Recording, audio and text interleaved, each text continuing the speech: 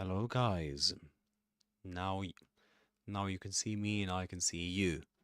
Great. Welcome to welcome to Alex's Adventures in English. Welcome to this live stream. And yes, this is Alex's Adventures in English. Okay, there we go. Great. Perfect. So guys, in today's session, we're going to focus on a key difference, something that confuses a lot of learners around the world, learners of English. The difference, or the key differences between everyday and everyday. So everyday as one word and everyday as two words. And we're going to talk about these differences, okay? So, if you're just joining, grab a cuppa, sit tight, because we're about to fix this common confusion in English. Okay, so most learners and even native speakers mix them up. And let's get started with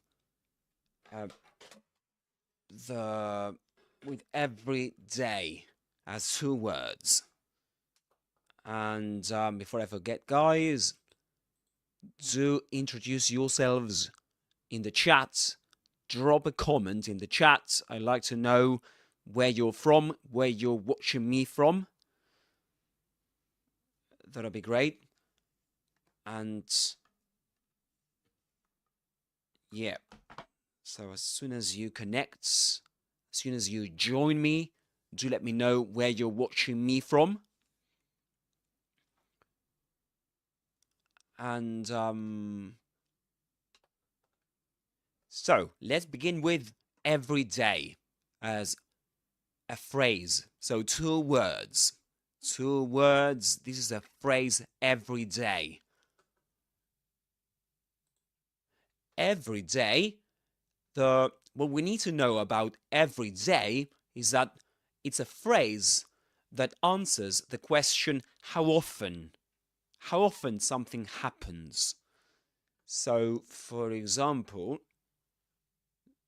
let me go here. Okay, yeah. So, every day answers the question, how often something happens. And we say that it's a phrase that functions as an adverb, because this is what adverbs do in English. They answer questions about circumstances, such as when, where, how often, okay? So it functions as an adverb. And it basically means each day. Each day. That's what it means. So let me give you some examples. And you can give me your examples, guys, in the chat. That'd be great. So, hi Grace. Hello. Where are you watching me from?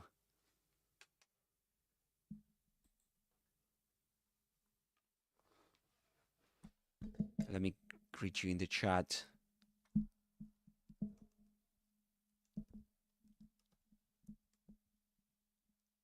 Hi Grace. Where are you watching me from?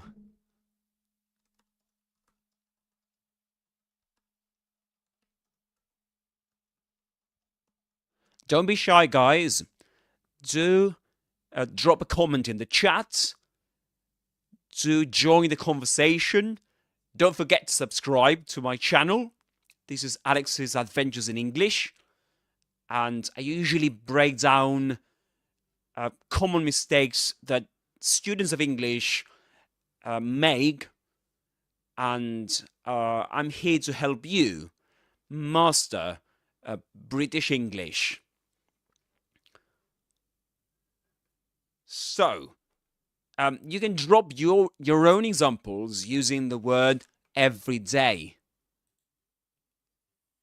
Okay, so let me ask you a question in the chat. Yeah, I'm gonna do that. I'm gonna ask you a question in the chat. So, do you know the differences between every day as two words and every day as one word?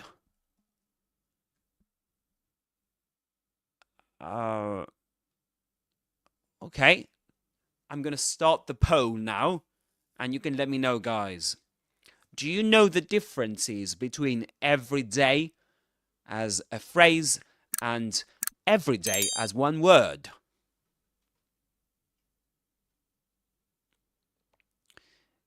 You can see the poll I created.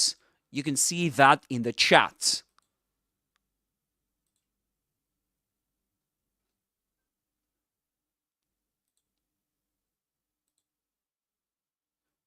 Oh, thank you very much for the hearts. You speak English. It's Matthew. Matthew, hello. Where are you watching me from? Thank you for joining in. Thank you very much for joining in. And this is Alex's Adventures in English, and I'm here to help you with your English. So I like to see if you... Okay. Let me try and see the poll. So do you know the differences between every day as a phrase, two words, and one word? Every day.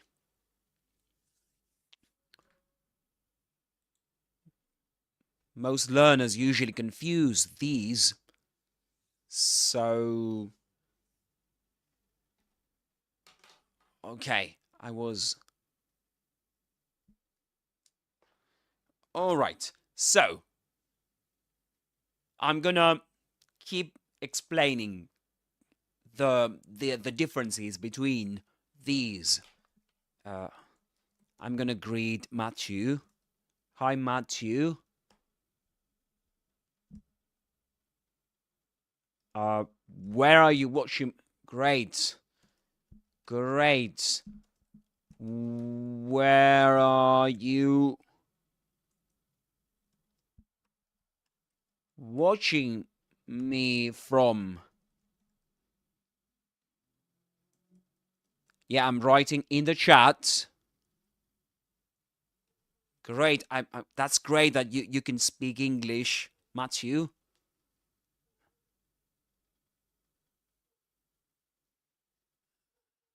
Everyone else, guys, can you all speak English? Do you need me to slow down? Do you speak other languages, guys? You let me know in the chat.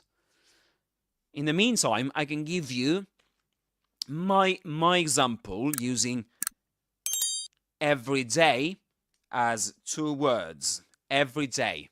So let me give you the example. Okay? I'm going to give you the example. For example, I drink tea every day. That's a true example in my case. So I drink tea every day. And I'm going to write it down on the board. I drink tea every day. So that's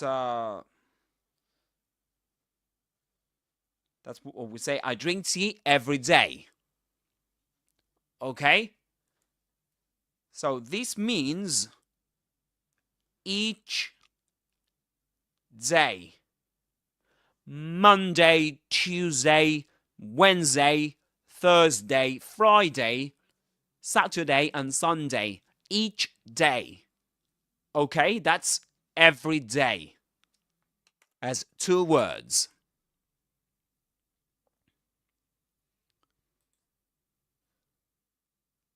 And so, again, the question is, how often do you drink tea? Matthew, for example, or Grace, how often do you drink tea, guys? And you can say every day as 2 words. Okay? So a quick test to know if you have to use every day as 2 words is to check if you can swap every day with each day. So, okay. So you can say, I drink tea each day. I drink tea each day. Okay? All right. Now let's move on to you. Of course, guys, you can drop your own examples in the chat. That'll be great. And so now, as 1 word, every day. What happens when we say every day? 1 word.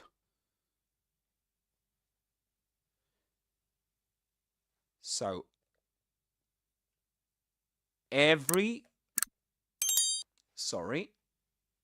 as 1 word. There we go.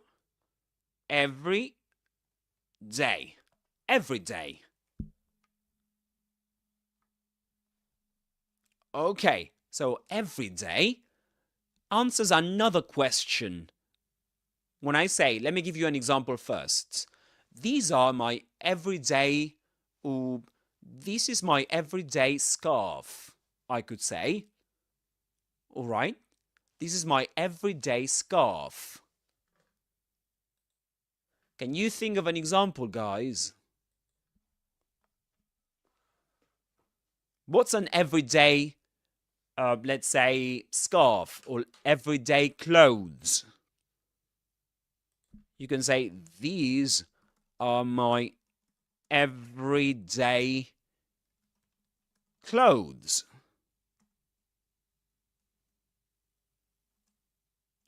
These are my everyday clothes. So in this case, we use 1 word, every day. We don't say every day in 2 words, using 2 words. Why? Why do we do this, guys? Do you know? Can you drop a comment in the chat and let me know if you know this, or do you have any ideas? You can say whatever you want. I won't judge you. Okay? So let's see. All right. Let me give you another example. I'm going to write it down on the board. These are my everyday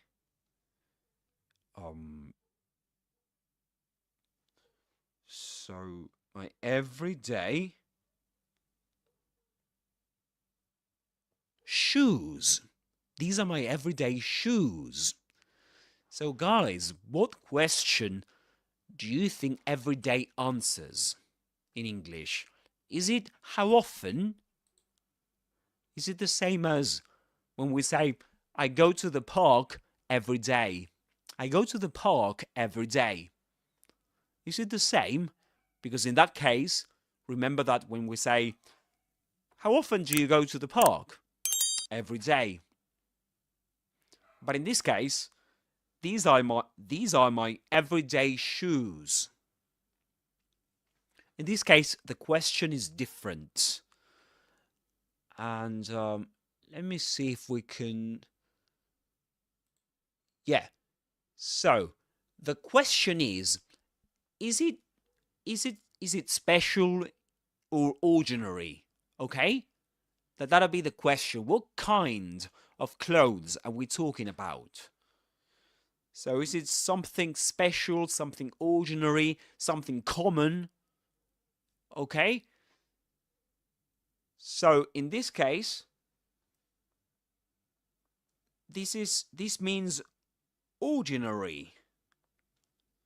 And the question it answers is what kind, and more specifically, is it special or ordinary?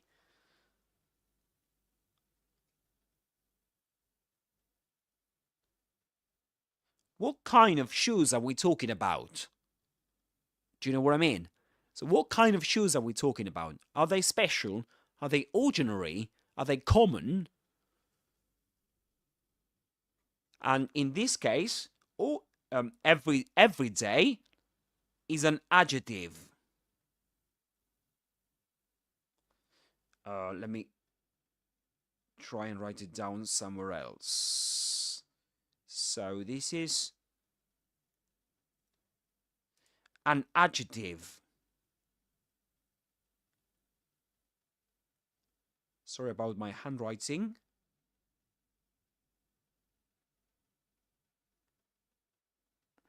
And what do I mean by this? An adjective, a describing word, a word that describes a noun, right? In this case, the noun would be, in the example I gave you, is shoes, right? That'll be the noun, and the adjective would be everyday. So everyday describes shoes. What kind of shoes are we talking about? Are they special? Are they fancy? Or are they ordinary? Are they common? Are they usual? Typical? Okay? So guys, did you know this? Do you have any doubts? Let me know in the comments. Do you have any doubts about this? Would you like me to give you more examples?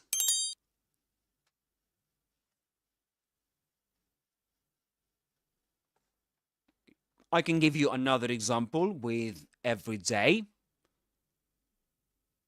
Let's suppose I could say these are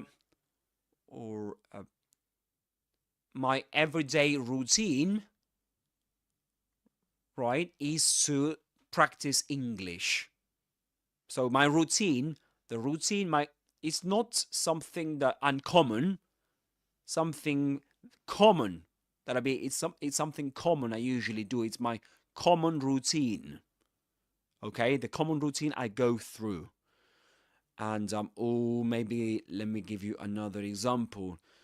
An everyday problem, right? An everyday problem is a problem you face on a daily basis. It's common, okay? It's usual, it's typical. So in that case, we need to use everyday as one word. And do you have any questions, guys? Let me see the results of the poll.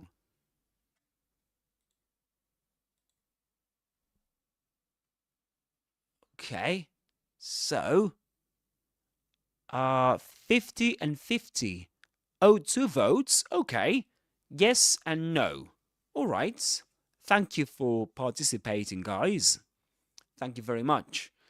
And there's another difference that's not related to the meaning, to how they are written down, how they are spelled in if you write every day or every day as one or two words, but in terms of pronunciation, guys. So let me see if I can. Okay. So we say every day.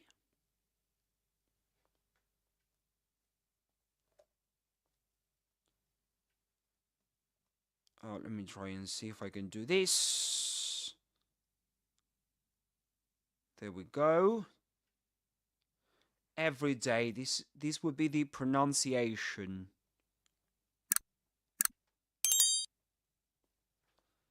Pronunciation. Every day. Usually when you say every day, the stress, the word that's pronounced the strongest is the second one, the last one, day. Usually the stress goes on day. So you say every day. I go to the park every day. I go to the park every day. I brush my teeth every day. Okay? So we say every day. Every day.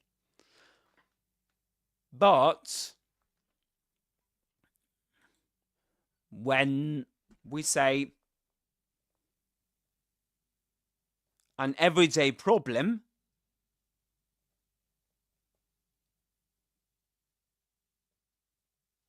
what happens here? We don't say everyday problem, but an everyday problem. Everyday problem. So we accent ev. An everyday problem. An everyday problem. Okay? So that's another difference between the two.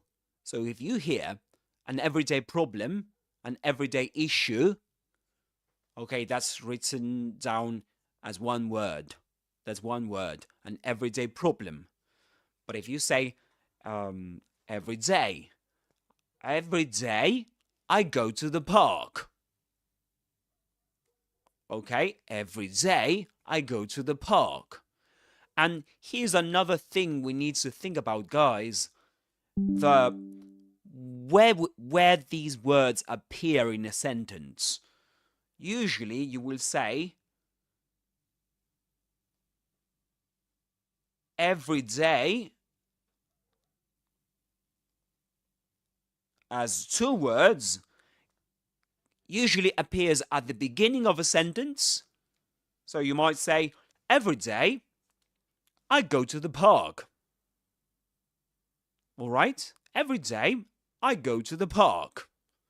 Or you can use it at the end of a sentence. You can say, I go to the park every day. Those are the most common spots to place every day as two words. So at the beginning,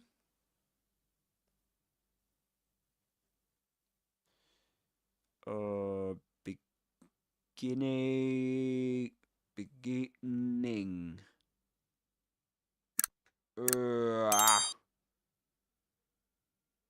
Let me try and...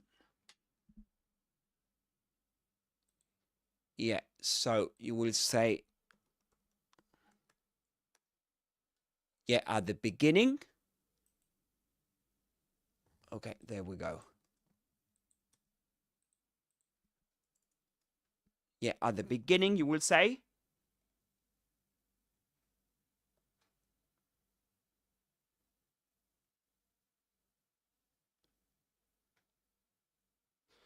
Or at the end.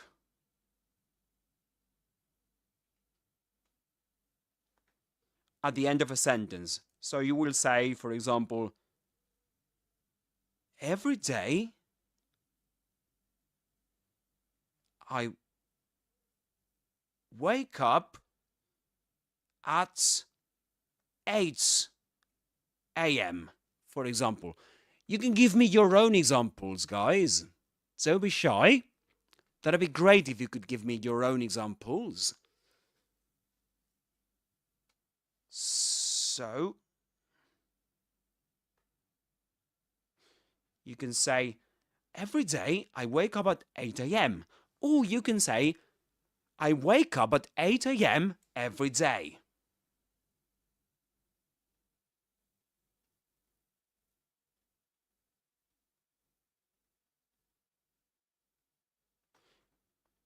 Both are correct.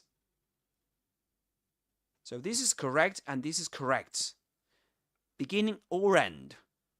Now, what about every day as one word? When do you use every day, guys?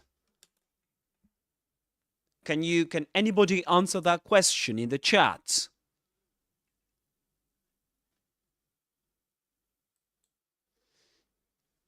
Where do you find every day in a sentence? Is it the same as every day as two words?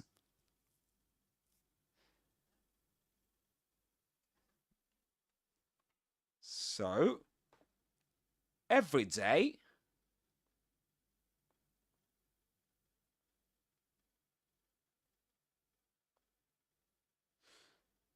we find this word right before a noun, always.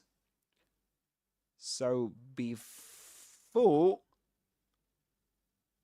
nouns. So we say an everyday issue, which is a problem, another word for problem. So this would be a noun, and this is an adjective. Okay, an everyday issue. You might say everyday clothes. My everyday clothes. My everyday clothes. Again, this is a noun and this is an adjective.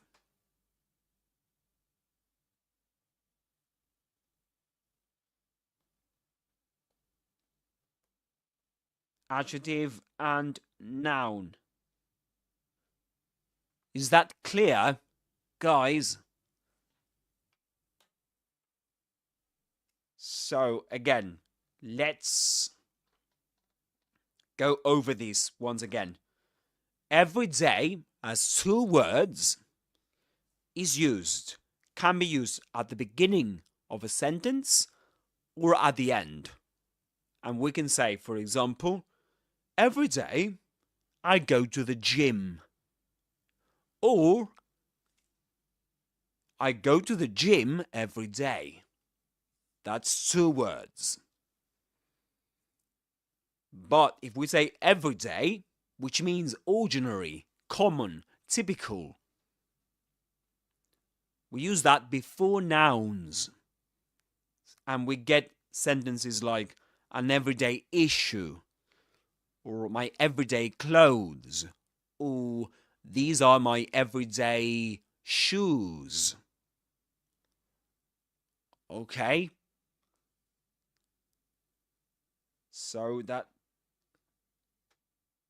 Is it clear, guys? Do let me know in the chat.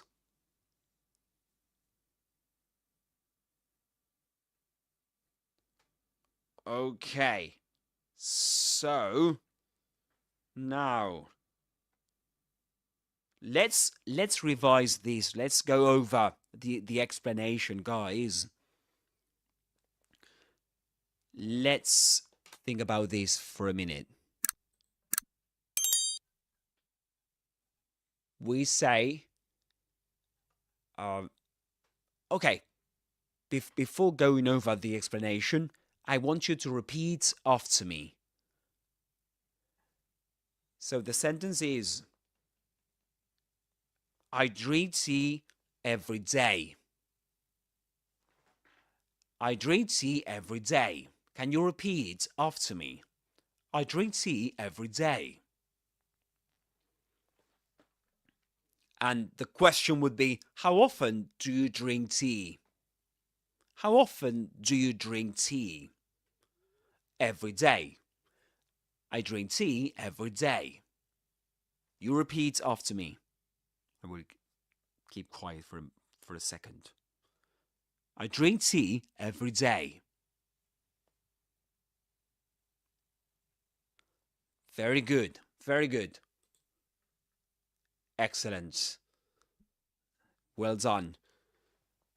But you can say, these are my everyday shoes. These are my everyday shoes. Repeat after me. These are, you go, these are my everyday shoes.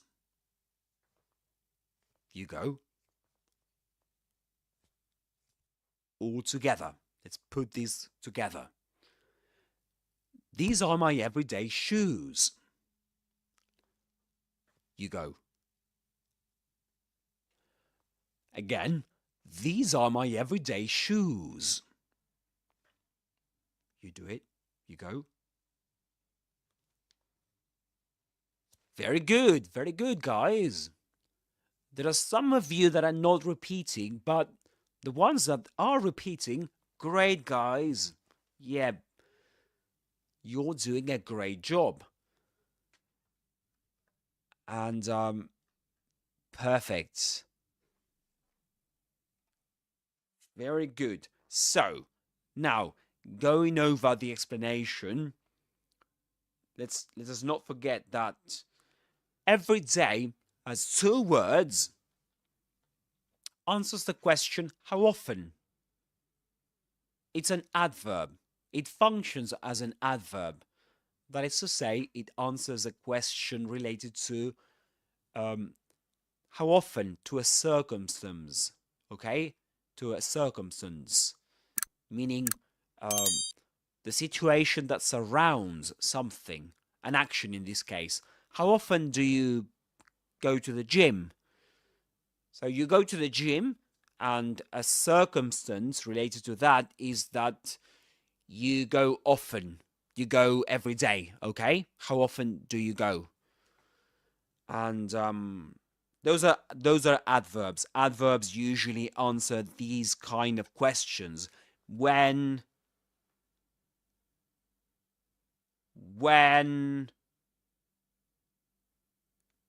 where, how, right? Why, and of course, how often.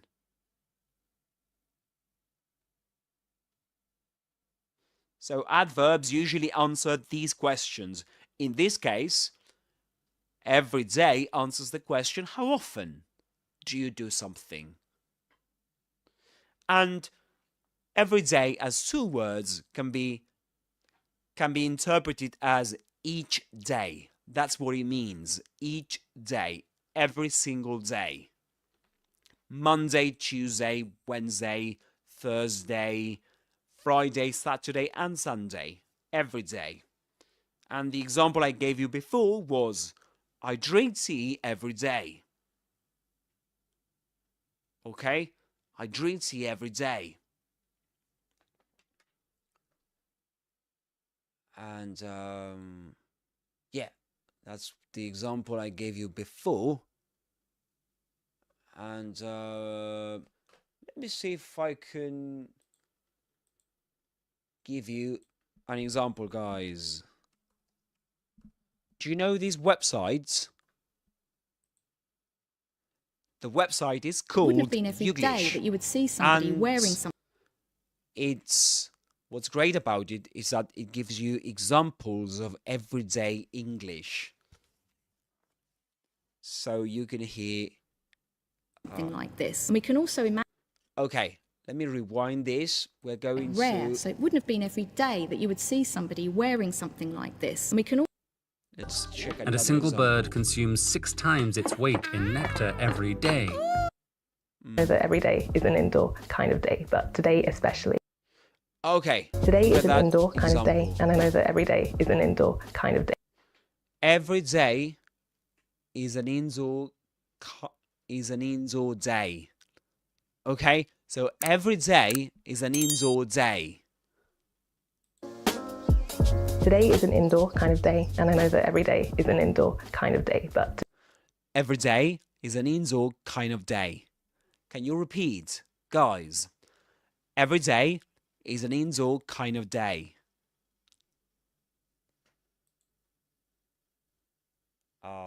Just let me go to YouTube, guys. So every day is an indoor kind of day. As you noticed, she says every day, and she uses this phrase at the beginning of a sentence. Okay, so every day is an indoor kind of day. Let's check another example from YouGlish. YouGlish, this is the website that usually, and what this app allows you to do, what this website allows you to do, is to get examples from YouTube. Okay, from YouTube. And in this case, I selected English from the UK. Every day to classes. It was not long before his work. Missed it before, and I probably walked past. Okay. An option. It's something which scientists need to use every day. Okay, it's something that scientists need to use every day. That's an example of every day at the end of a sentence. Let's have a look at another example. Outside of London. The dad commutes into London every day. Okay, the dad commutes into London every day. Look at that example. Can you repeat? Let's watch the clip once again, and let's repeat after this native speaker. So, On the commuter belt outside of London. The dad commutes into London every day. the dad commutes into London every day. Repeat, guys. Can you repeat after me? The dad commutes into London every day. So the sentence would be, let me write it down right here. Okay. The dad commutes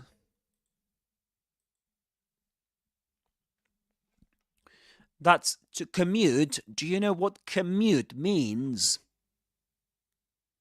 Do you know what it means, guys?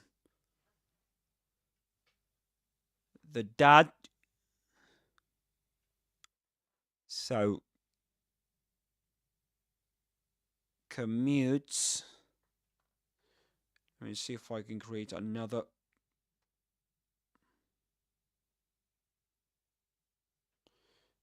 This is not letting me do it.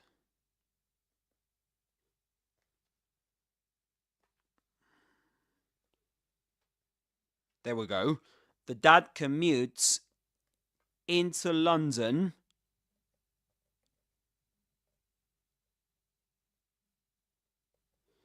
every day. The dad commutes into London every day.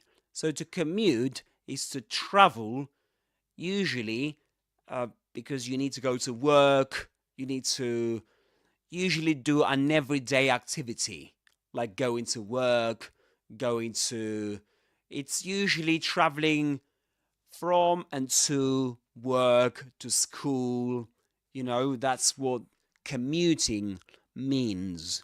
So in this case, the dad commutes into London every day. Okay, guys, what do Is it clear? Is it clear? You tell me. I want to see your comments in the chat. So do let me know, guys. Is it clear when to use every day as 2 words? So, is it... And,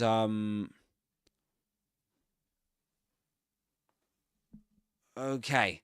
So let me give you an example. Let me give you an exercise. I'm going to give you an exercise in the chat, and you can tell me.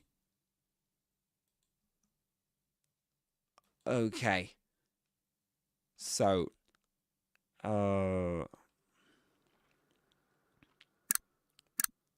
okay. I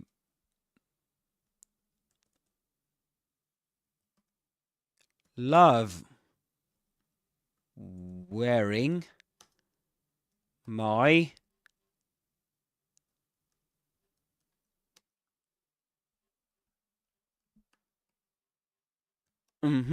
scarf. I love wearing my scarf. And I'm going to give you 2 options, guys.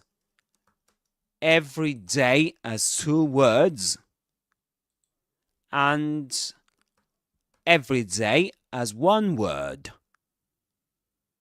So you have to choose one option. And let's do it like this. I'm going to give you, let's say 2 minutes to do it. Okay, let's see if we can do that. Let me set a countdown.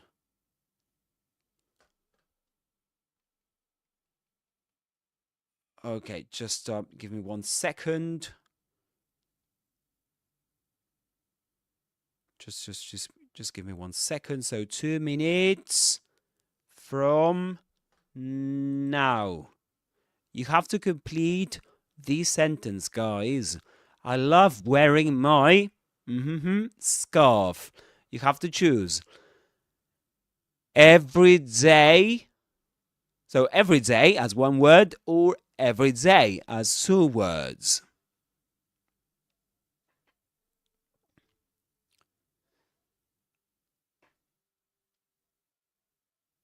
So you choose, guys. Don't forget, if you've just joined in, you have to choose.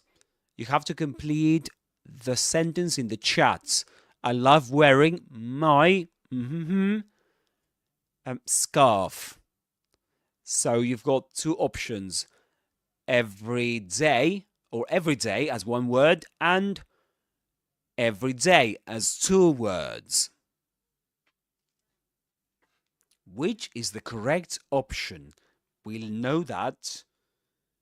We'll get to know that in 1 minute. So remember what we've been discussing so far. When do we use every day as a phrase, as 2 words? Do we use it before nouns? Do we use it at the beginning of a sentence? Do we use it at the end of a sentence?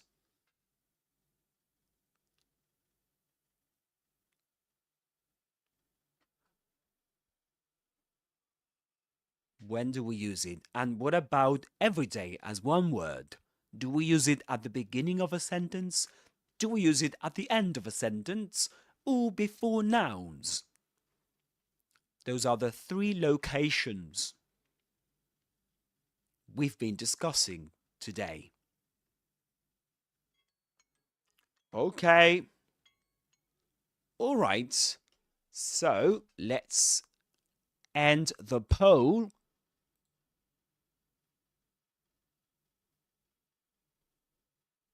And we don't have any votes, but I know you've answered the question, this question in your head.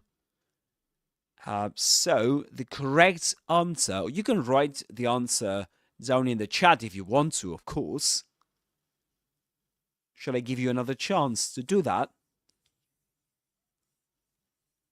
Any brave participant over there? So the answer to the question is, how we complete the sentence, the word we use to complete the sentence is every day. One word. That's the correct answer. So the sentence would be, I love wearing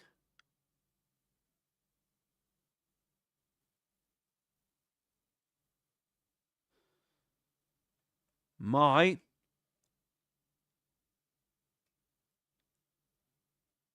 everyday scarf. My everyday scarf. Okay, so why? Why is it that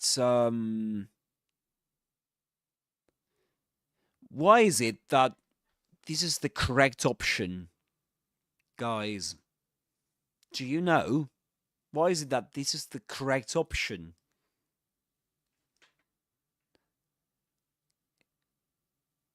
So given everything we've been discussing, this scarf is a noun. Okay?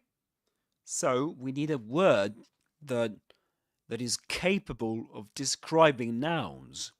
And that's what adjectives do. Right? And that's everyday.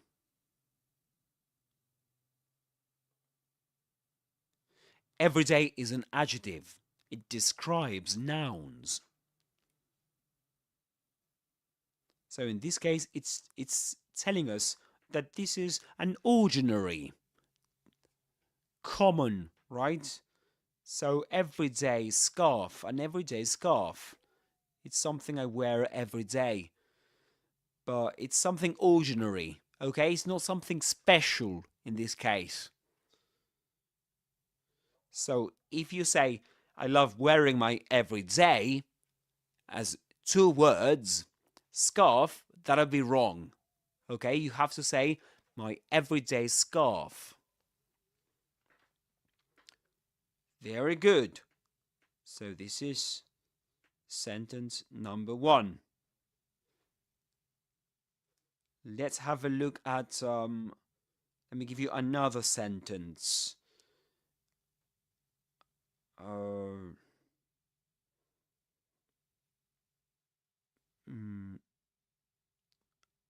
And this is number 2. Okay. And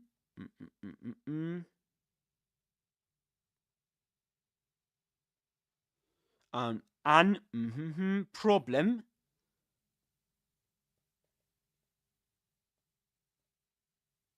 for me is to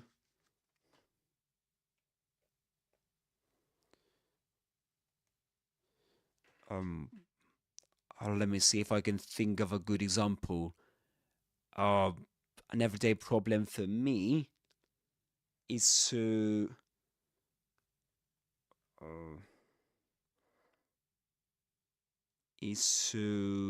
I can't think of an example, guys. Can you think of an example with this sentence? So an everyday problem for me is to, I don't know, an everyday problem for me is to go to bed early. Go to bed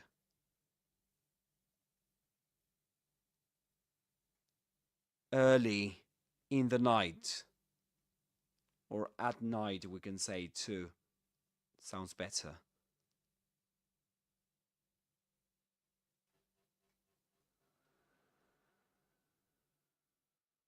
Okay, so problem for me is to go to bed early at night. Now, let me give you again the poll. I'm gonna set that as an activity for you guys.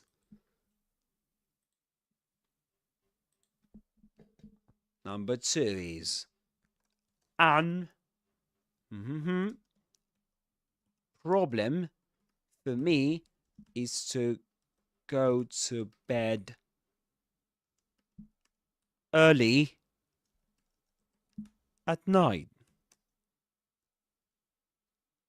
You have to choose option A, every day as 2 words, and B,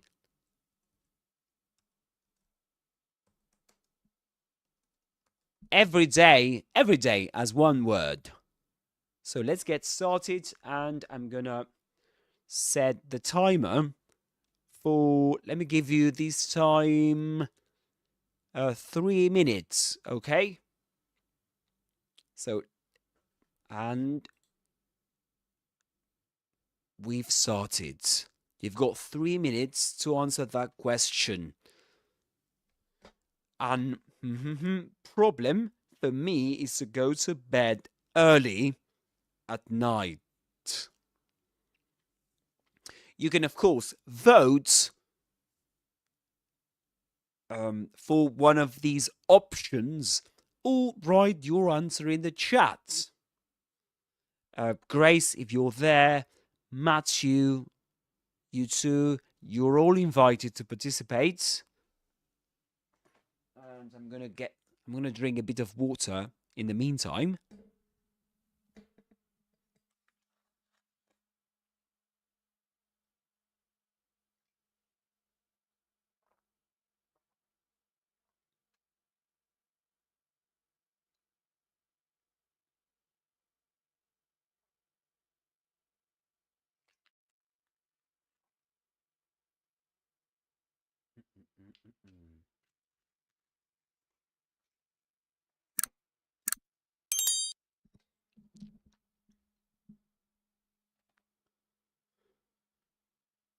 All right.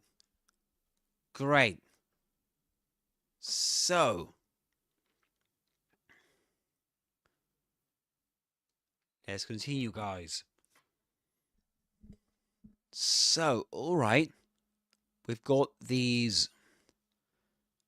Which is the correct option, guys, to complete the sentence? We've got every day as 1 word or every day as 2 words. And the sentence is an problem for me is to go to bed early at night. And by the way, guys, is that a problem for you too? You can let me, please do let me know where you're watching me from. Don't forget to like and subscribe if you're enjoying this content. If you want me to create more content like this, don't forget to like and subscribe. In that way, you're supporting my channel and this content, this kind of content.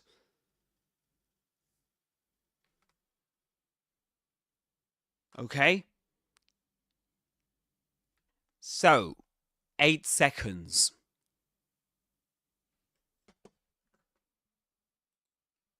Okay, 8 seconds.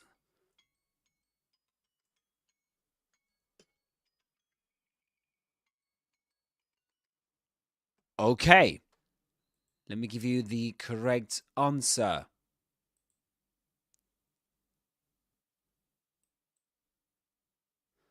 Okay, let's end the poll. And let me give you the correct answer. So, number 2, the correct answer is every day as 1 word.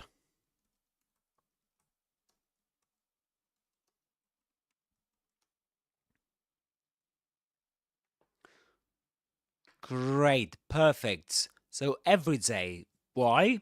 Because again, we've got right. This is every day. Every day. Remember that we accent ev. So we say every day, an everyday problem.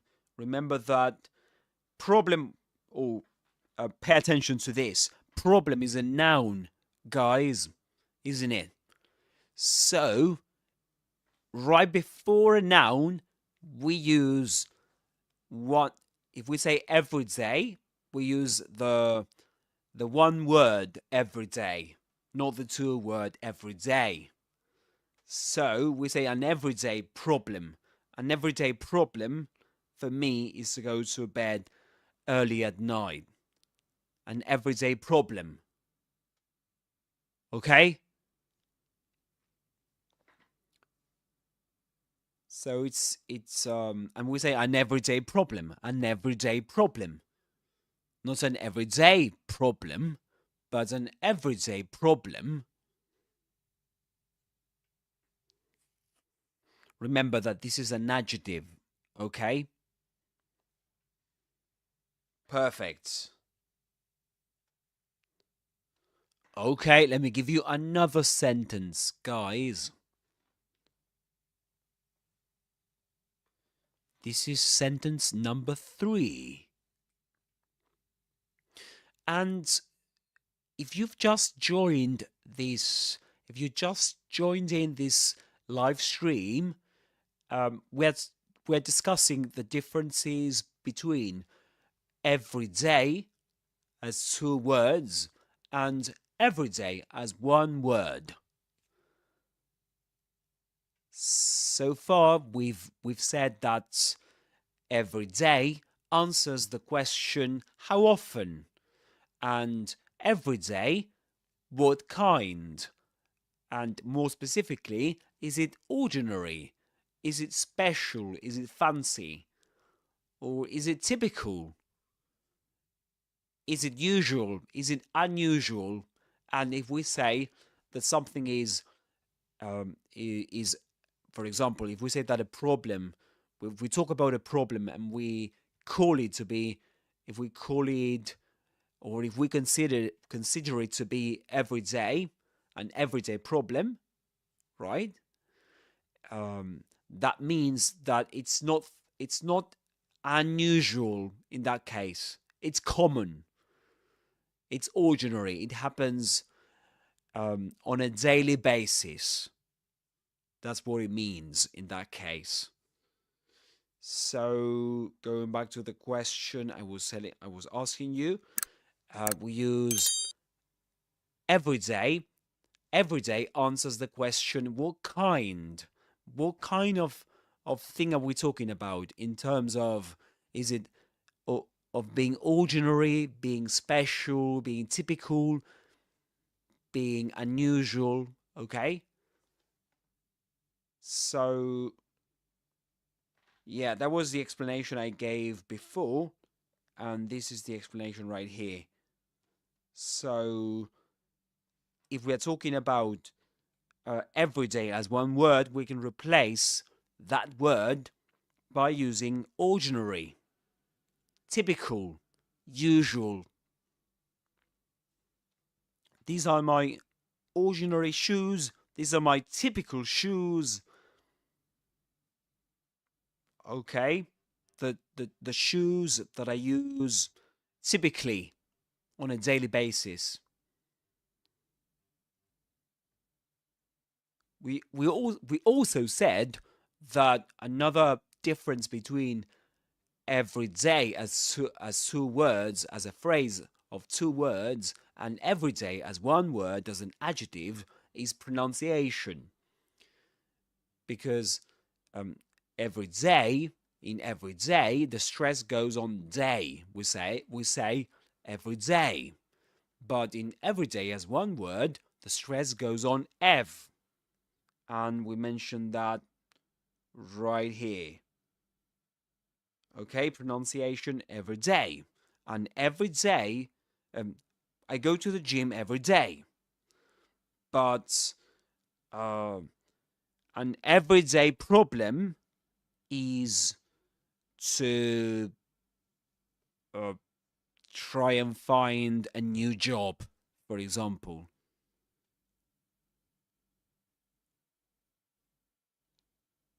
Or an everyday problem is to put up with traffic when I go to work.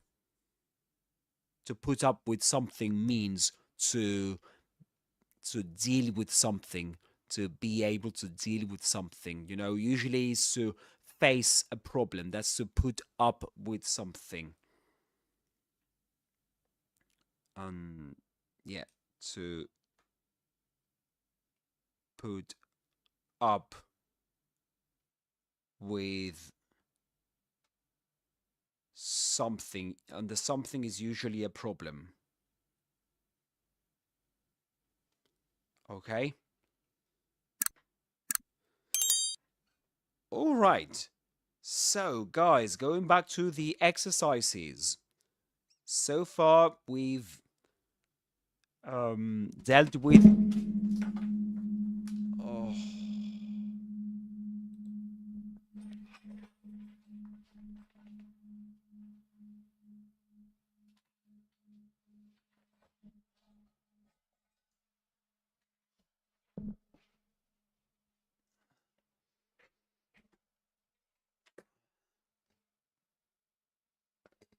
Oh.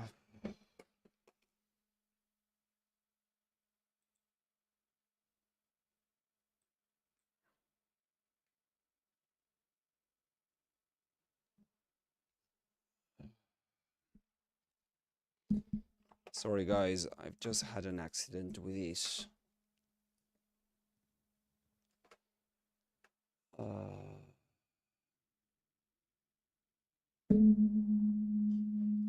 Just give me 1 second, guys. Let me reconnect my phone camera because I've just had an accident with it. Just give me 1 second. I knew this was going to happen someday, or someday was meant to happen. Yeah, should have foreseen this. But yeah. Yeah, that's when you this happens when you don't foresee certain problems, certain issues. Just okay. Just let me do one thing, guys. Okay. Just give me 1 second, guys. All right. So let me go to taking that off screen. So I look forward to working with you. Okay, I look forward to working with you. We get this. The main verb is followed by ing because to is a preposition. I look forward to working with you, right? And yes. Did you get that one right, guys?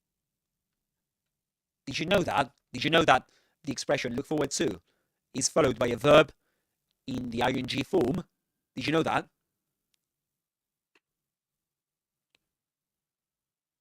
And the same applies to other prepositions. Did you know? So, let me give you an example. Let's see if you can choose the correct option in the following example. I study English. This is example number 2.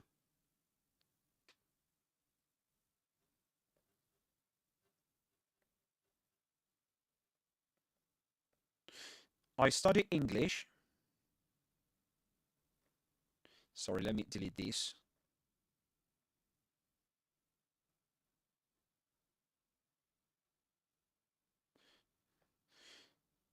Um, mm, mm,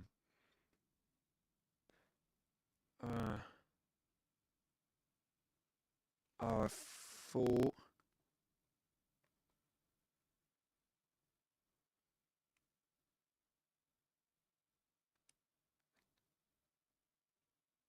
let's suppose you say that I study English for,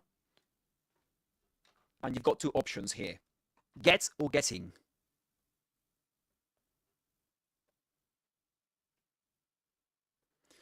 So I'm gonna set a poll. I study English for get or getting a job.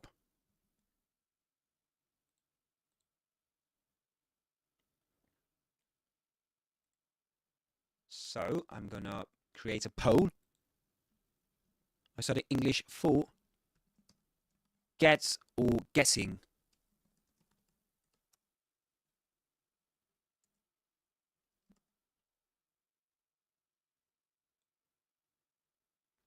I study English.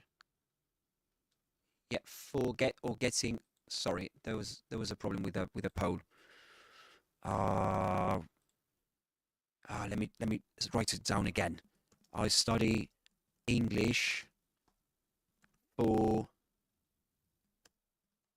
There we go. The options are get or getting. There we go.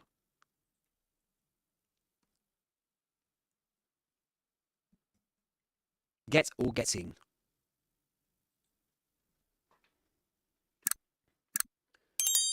All right, let's try and see that one.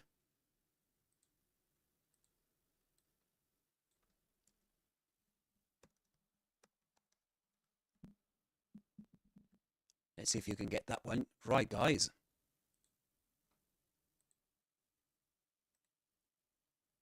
So, let me set a timer, a countdown.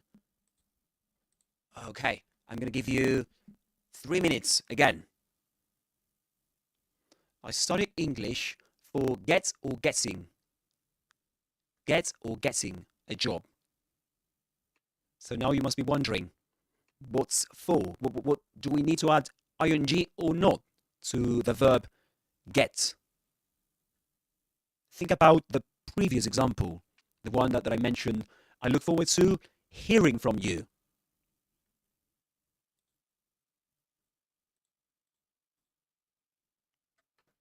Don't forget to like and subscribe, guys.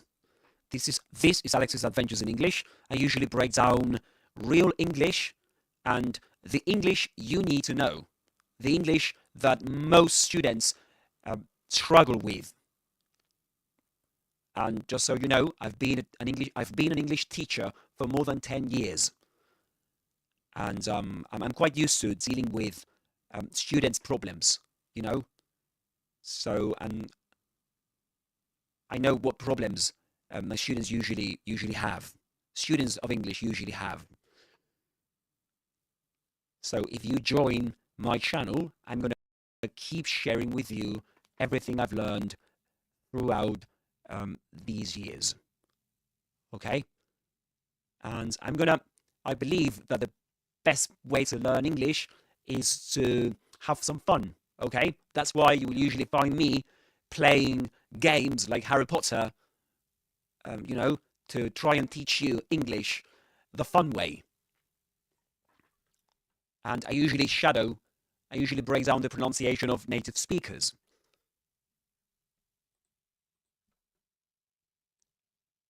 So, all right. So let's see if we can. So I'm Francisca Colt. I study for a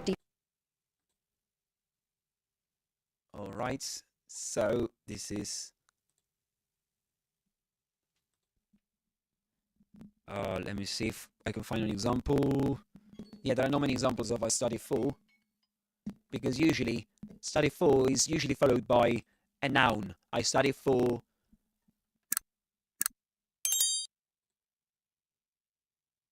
Okay. So let me give you the answer. All right. Let me give you the answer to that question.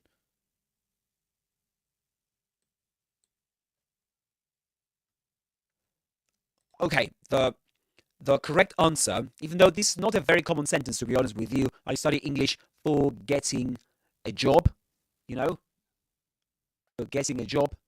There we go. Where is it?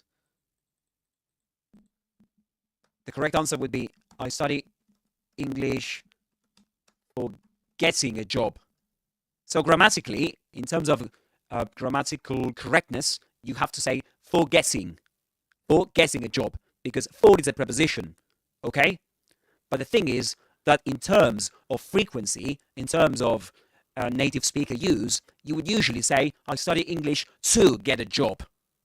You know, usually we say you do something to do something else rather than for doing something else. So you will usually say, yeah. So bear that in mind, guys. This is the correct answer here in terms of grammatical correctness. But the most common sentence you'll find out there is, I study English to get a job. So in this case, to get a job. Yeah. And when we use when we can swap. When we can swap. Swap is to exchange, you know, to swap this word to for in order to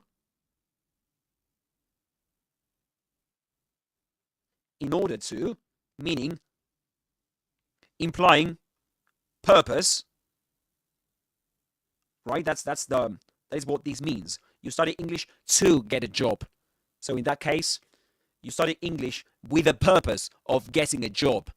So when to means that, implies purpose, the verb coming after it is in the infinitive, always goes in the infinitive.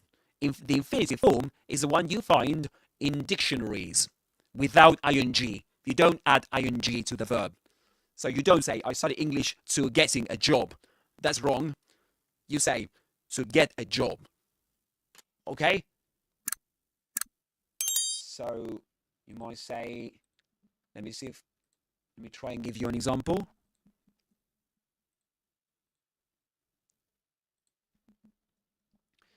I study English to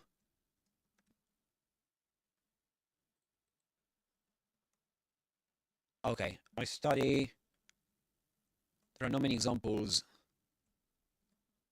on YouGlish with I study to.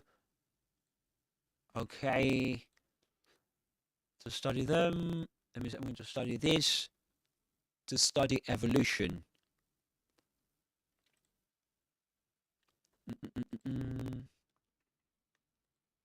Just wanted to make you aware of one study. I had to study. Okay, I don't see any examples here, guys.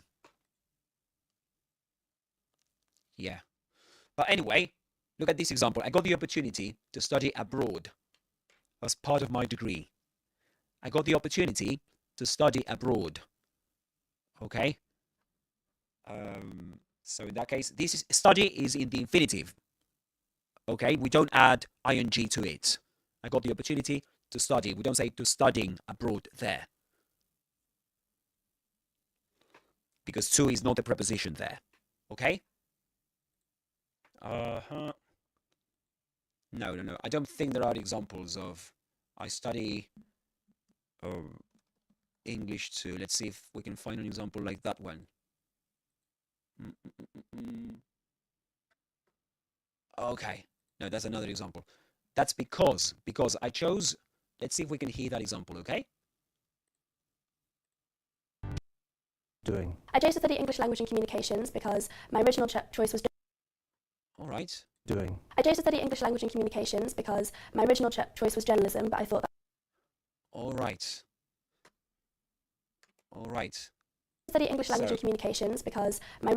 I chose to study English language and communications because my original choice was journalism.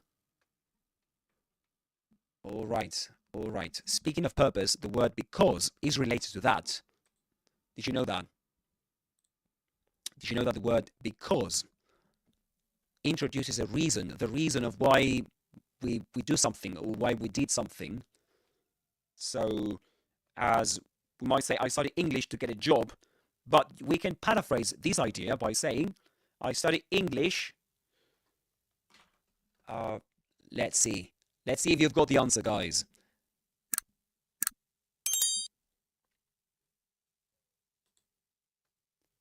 So you've got to.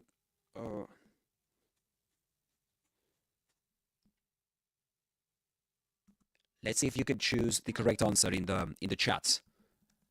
I study English. I study English.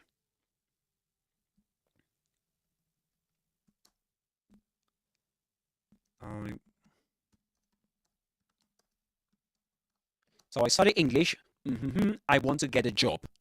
And you've got to choose between to or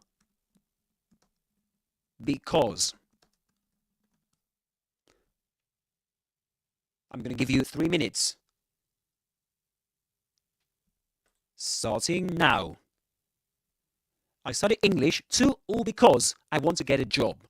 Which is the correct option here, guys? To or because? I'm testing your English, guys, right now. So let's see.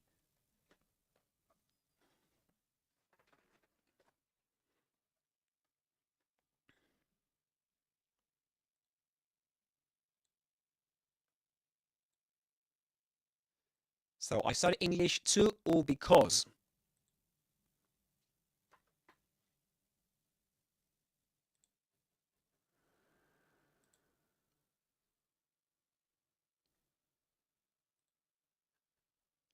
Which is the correct option, guys? And don't forget to like and subscribe to my channel if you want more content like this.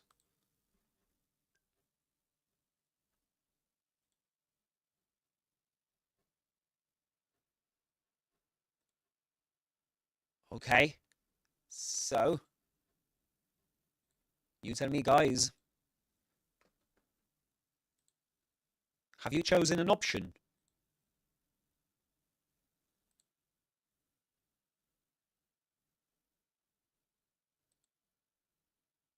Okay, so let's see, we've got 1 minute to go. You've got 1 minute to go to choose an option. Remember, the sentence is, I study English. Let me write down the sentence on the board. That's let me do something first. Let me get rid of this. Okay, yeah, it's not there. I study English.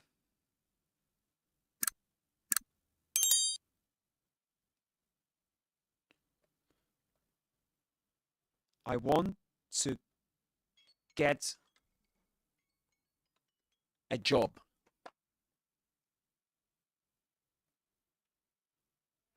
So I study English, and you've got two options. A, to, B, because. Which is the correct option here, guys? Shall I give you another minute? And in the meantime, I can help you, give you some hints as to which is the correct answer. So just to give you some clues, to is used to talk about purpose, okay? Because introduces a reason, all right? And there's one thing with to, right after to, we usually follow to by what? By using what? And if we've got, I want to get a job. I studied English. I want to get a job. Which would be the correct option there?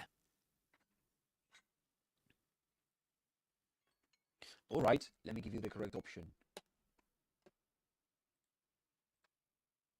Let's end the poll. And the correct option is B, because.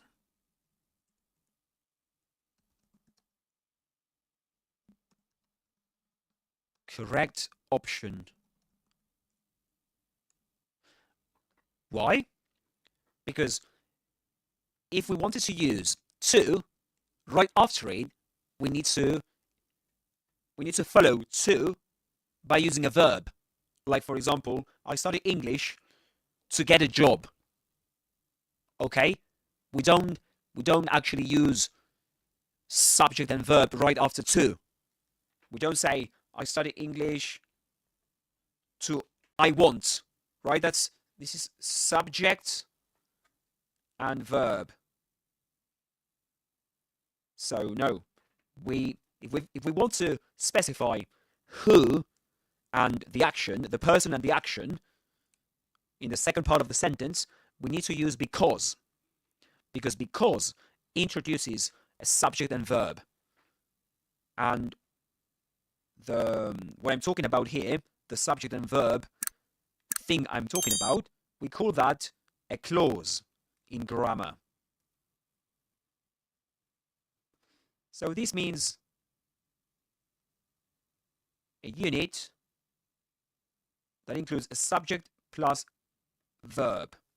So in this case, the subject would be I and the verb is want. So to introduce a clause, we use because. And to introduce a verb, we use to. I want to study English. I want to study English because I want to get a better job, for example. Okay? Any doubts, guys, about this so far? Do let me know in the comments, guys, if you've got any doubts.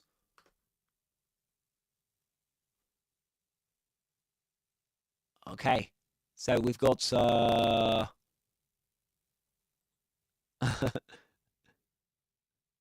right. So do let me know in the comments, and if you've got any other questions, any doubts about English. Maybe you're learning English and you've got doubts about certain topics. I can help you with that. And don't forget, guys, to like and subscribe to my channel if you want more content like this. So just to give you another example, we might say, I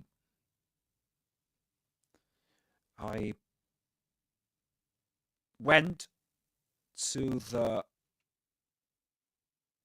park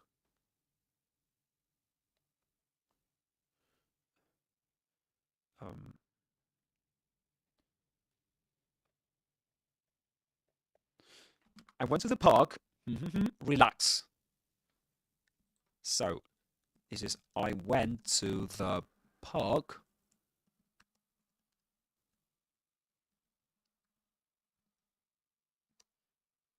So let me give you another activity.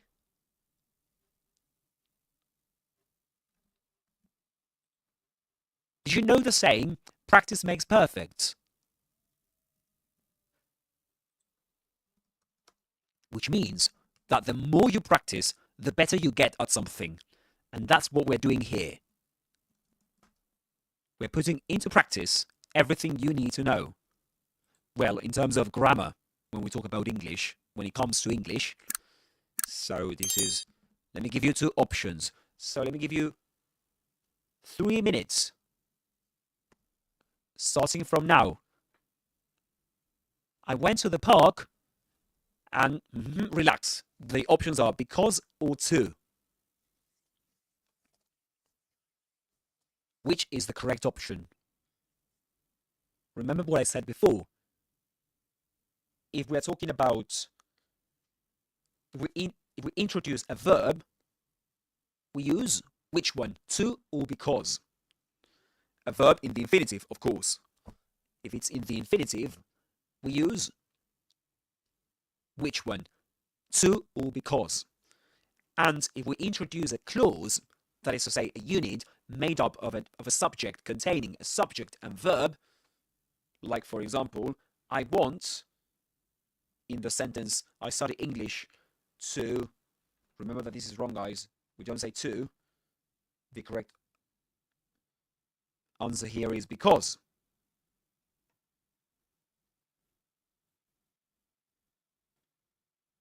Because I study English, because I want to get a job.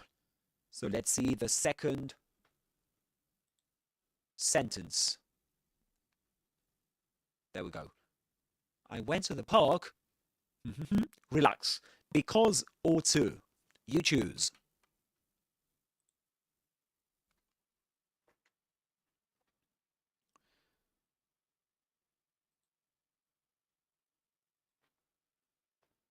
All right.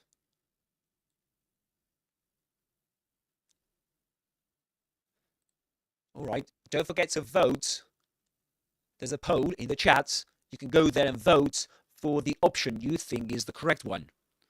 You can choose, you can vote for to or because. And the sentence is, I went to the park. Relax.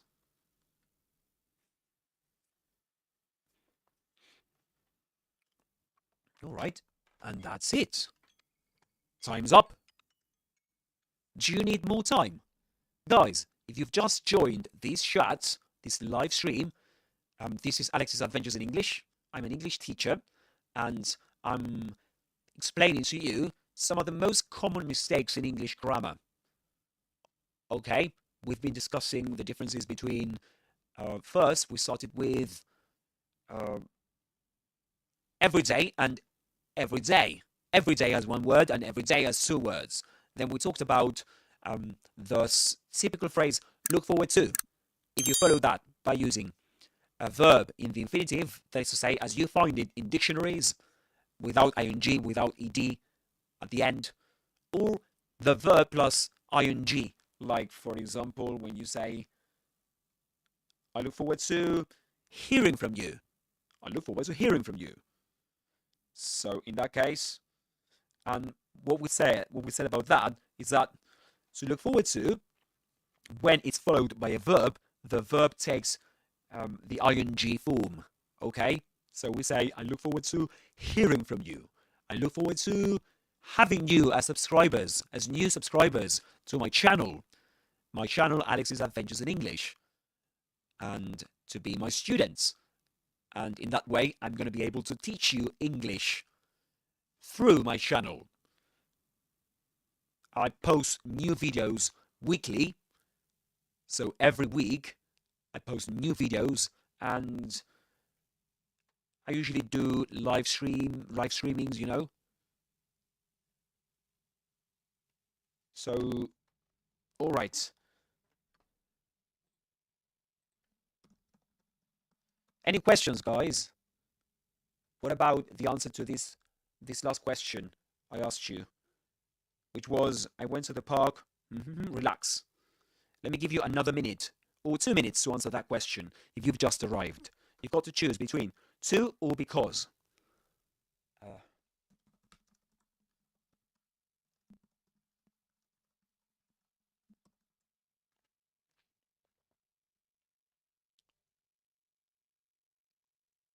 Okay. Yes.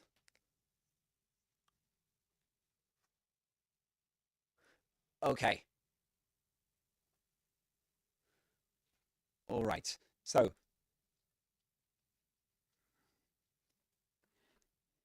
yeah. So I was telling you, you've got 1 more minute to reply to choose the correct answer.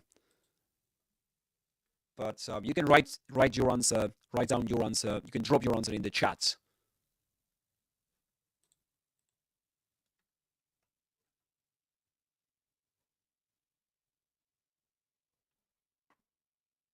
So because or to. And as I was telling you, I usually do live streams on YouTube.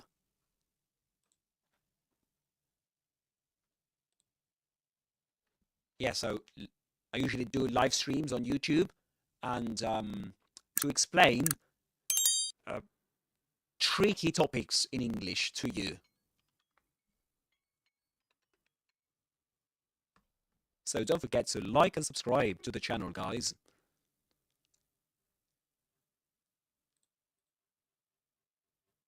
All right, perfect. So guys, if you've just joined if you've just joined in, let me ask you the question. Which is the correct answer? Do you say, I went to the park to relax or because relax? Which is the correct option? And let me give you the correct option right now. We say, I went to the park to relax.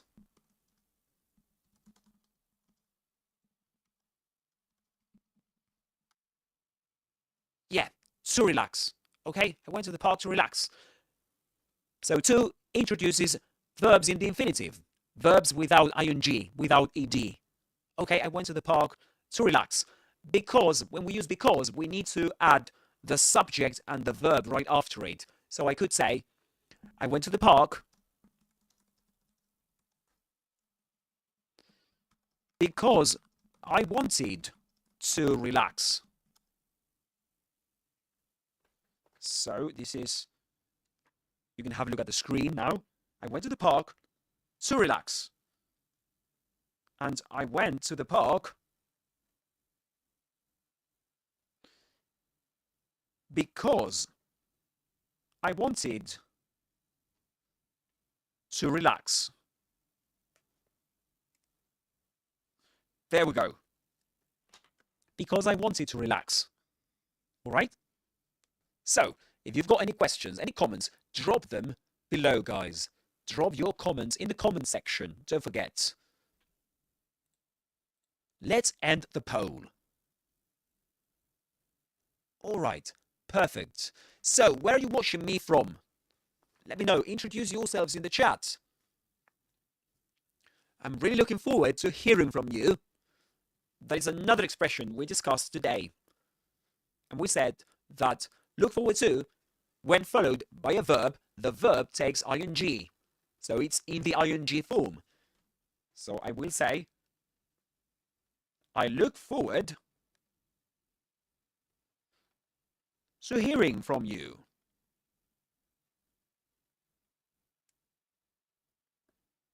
I look forward to hearing from you.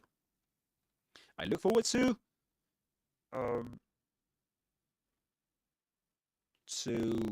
welcoming you to my channel, for example, I could say.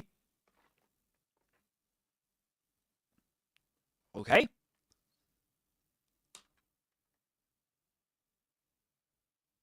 Yes. Very good.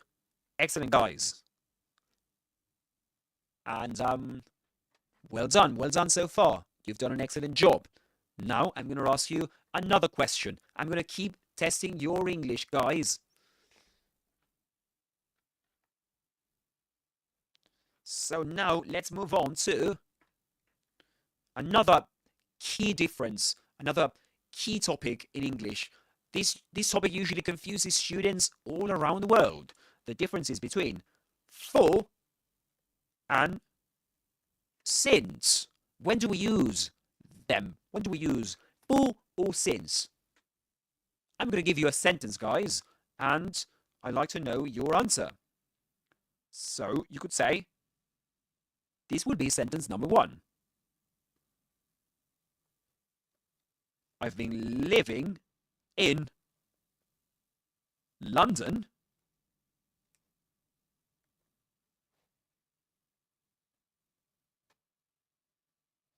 Mm-hmm. 2 years. And I'm gonna create a poll, guys, just to give you an exercise to see if you choose the correct option. So this is the new topic. The main differences between for and since. I've been living in London. Where do you live, guys? Do you live in London? Do you live in England?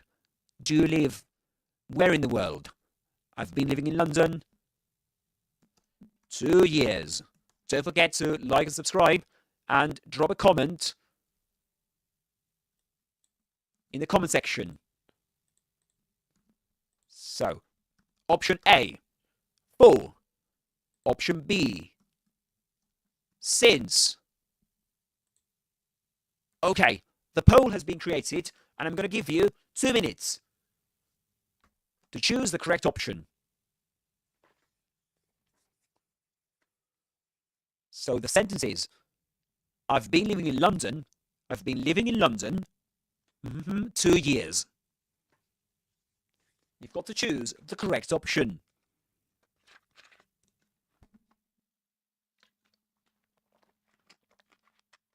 So when do we use for and when do we use since in these kind of sentences?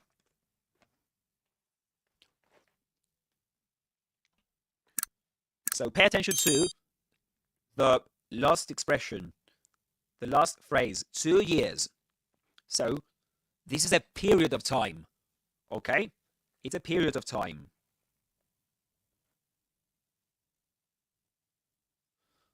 All right? It's a period of time.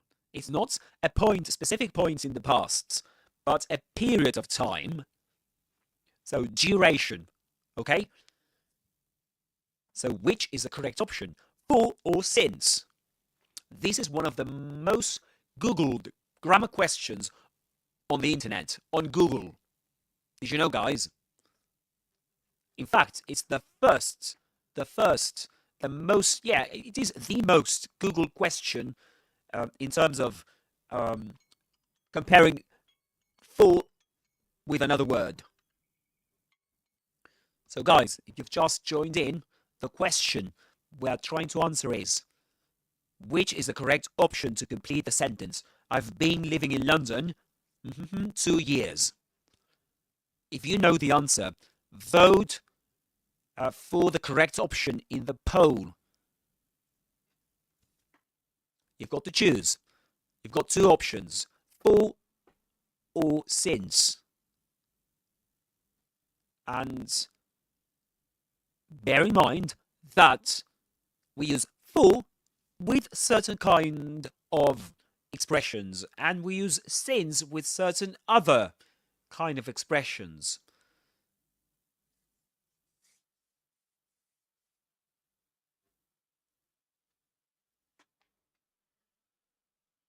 All right? So let's see.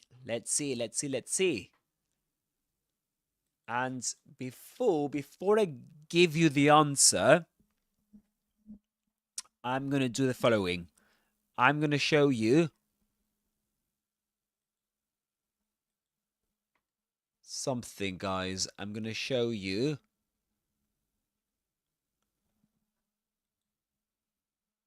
I'm going to show you an example. I'm going to give you an example from YouGlish. Yeah, there we go.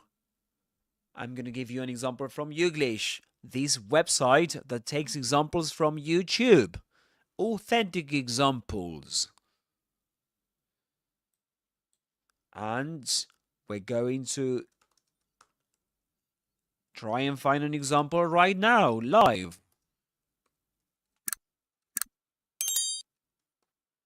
And we're going to do this.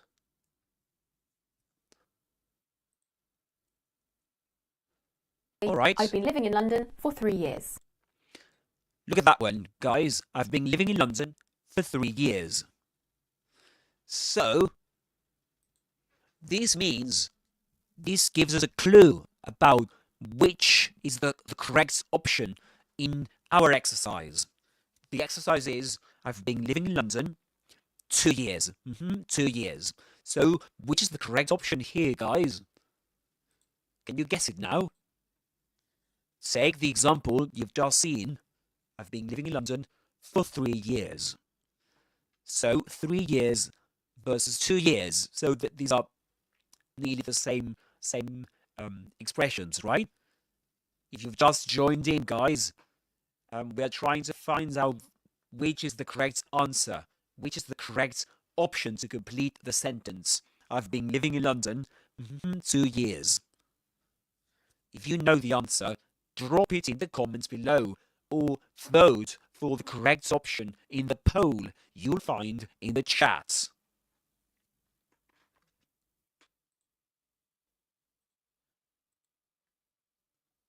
Yeah. Which is the correct option, guys. And if you've just found this channel, this is Alex's Adventures in English. I'm an English teacher, and I've been an English teacher for more than 10 years. And nowadays I'm a content creator, and this is what I do. Right?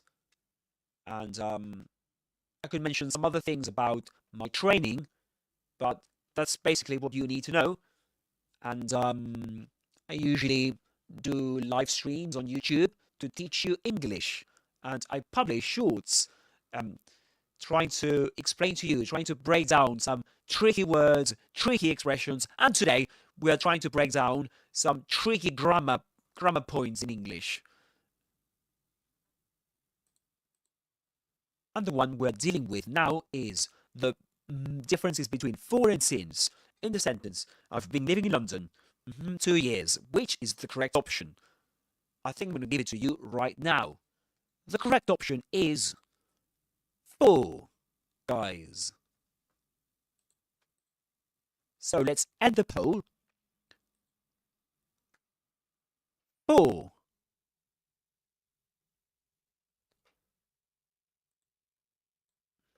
For is the correct option. Now the question is why? Why is it the correct option? I'm not going to give you right now the answer. I'm not going to give you the answer right now, but in a minute. Okay? I've been living in London for 2 years. Now I'm going to give you another example, and right after that, I'm going to give you the answer to why, as to why this for is the correct option in the sentence. Now the second sentence is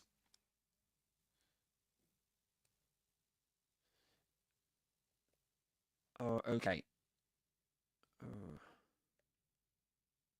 I started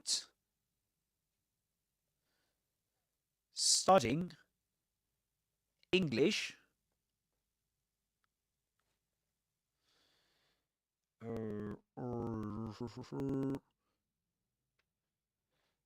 I'm going to give you another example because I don't like this very much. Can you suggest any examples, guys? I'd love it if you could do that. Can you suggest any examples? So I've been studying English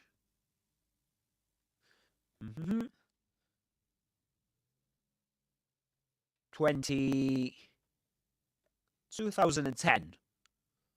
So this is the next exercise, the next activity for you. So first, I'm going to give you the correct answer to the previous exercise. And now I'm going to create a poll for you, a new poll with this sentence. The second sentence. So I've been studying English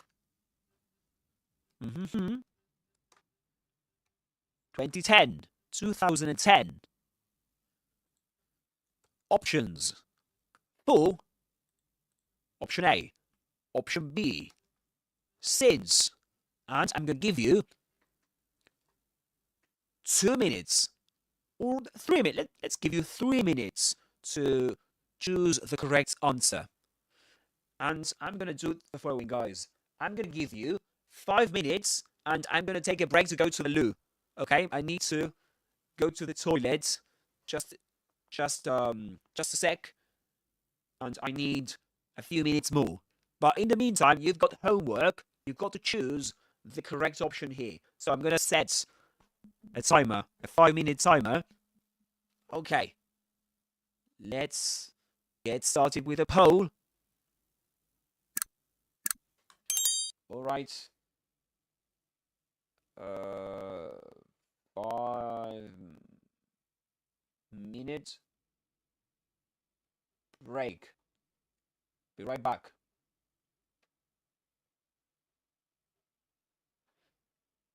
All right. So you've got, there we go. Just give me 1 second. Be right back, guys. Going to the toilet. You've got homework. Choose the correct option. Be right back. And there we go. Right back, guys. Yeah. Okay.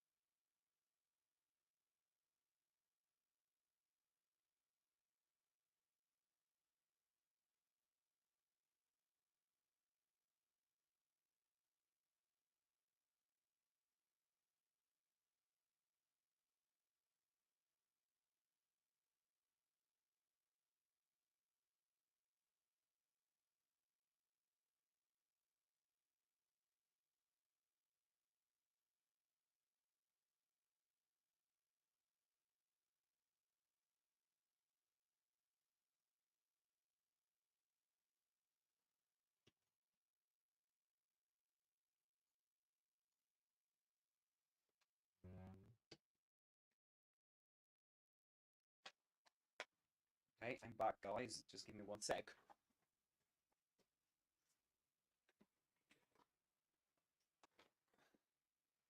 All right, I'm back. We've got 2 minutes still, but I'm gonna give you. All right, here we go. Okay, yeah. Let's end the poll and let's see if you've got the right answer, guys.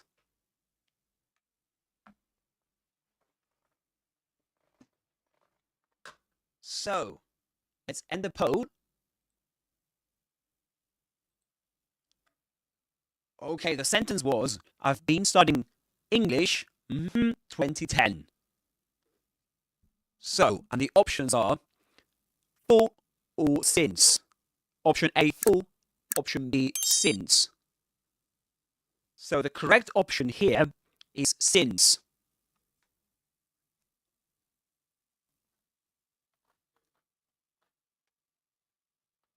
This is the correct option, guys. So let me just do this. There we go. Yeah, I've been studying English since 2010. Since 2010.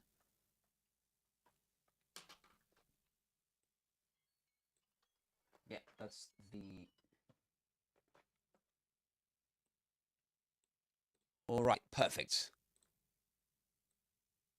So far, guys, if you've just joined in this live stream, we've been discussing the last topic we've been discussing today is the difference is when we use for or since, and we've been dealing with 2 sentences so far. We've dealt with 2 sentences so far. The first one is I've been living in London for 2 years. So 4 is the correct option there, because 2 years is a period of time. But what about sentence number 2? I've been studying English since 2010. Why is it that since is the correct option there? Yeah, so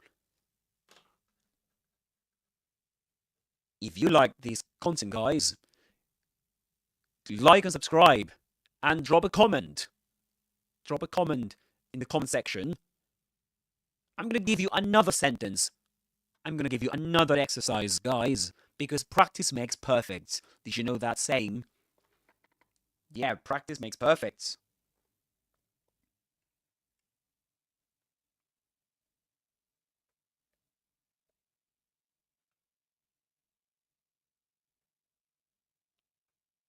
That's right, practice makes perfect.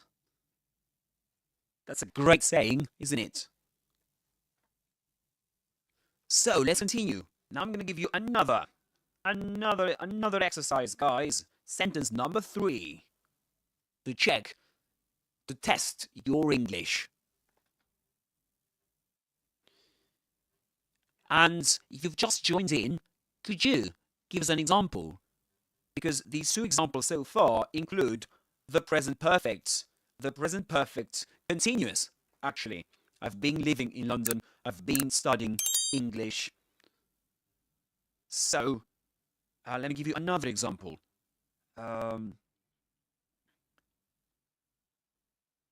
All right, let me give you another example. I've been, I don't know, preparing. I've been waiting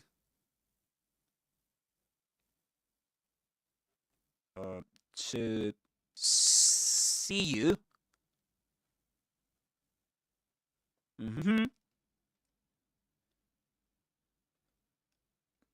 Let's suppose since, sorry, not since, not for. I'm not gonna specify the word that is supposed to be used here. I'm gonna give you just the last phrase. Yesterday. Yeah, I've been waiting to see you. Yesterday. And the options are, of course, A, for, B, since. And now I'm going to set this as a task for you guys. In the chat, I'm going to create a poll.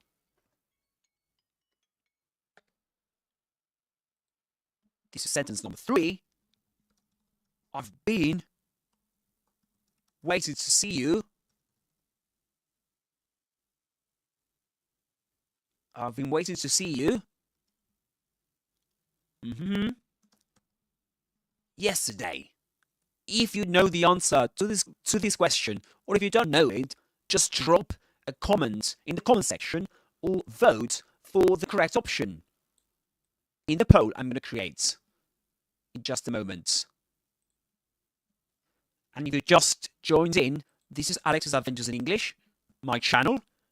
And if you want to subscribe to it, I'll be more than honored. I'd really love it if you could support my channel. If you're enjoying this kind of content, subscribe to my channel and let's continue these adventures together. For and since. And don't forget to drop a like, guys. Give it a thumbs up. Just to support my channel, to support this live stream. All right. The poll has just been created. I'm going to give you 2 minutes. As of now, you've got 2 minutes to choose the correct option.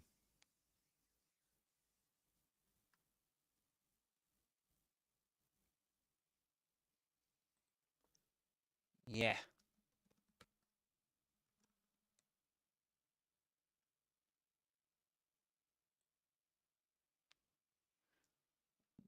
Yeah. So,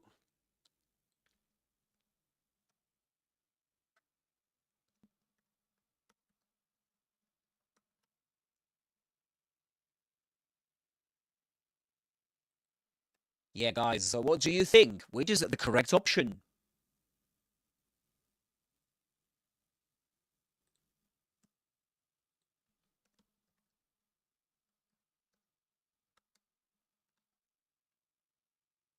You've got 38 seconds to choose the correct option.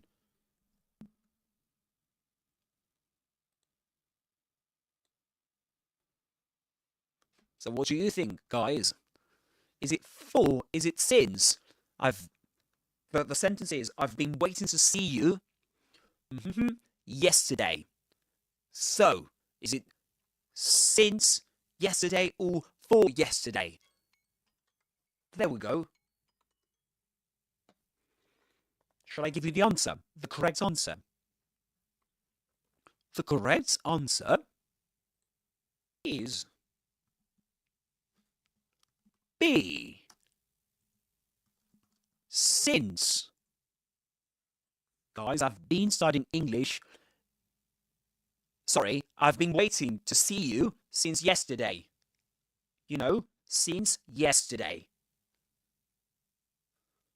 All right, since yesterday, that's the correct answer. And yet, I haven't explained why we use for or since. Why we use for or since. What I've been doing so far is to give you some activities, right? To make you think about the correct options. And now what I'm gonna do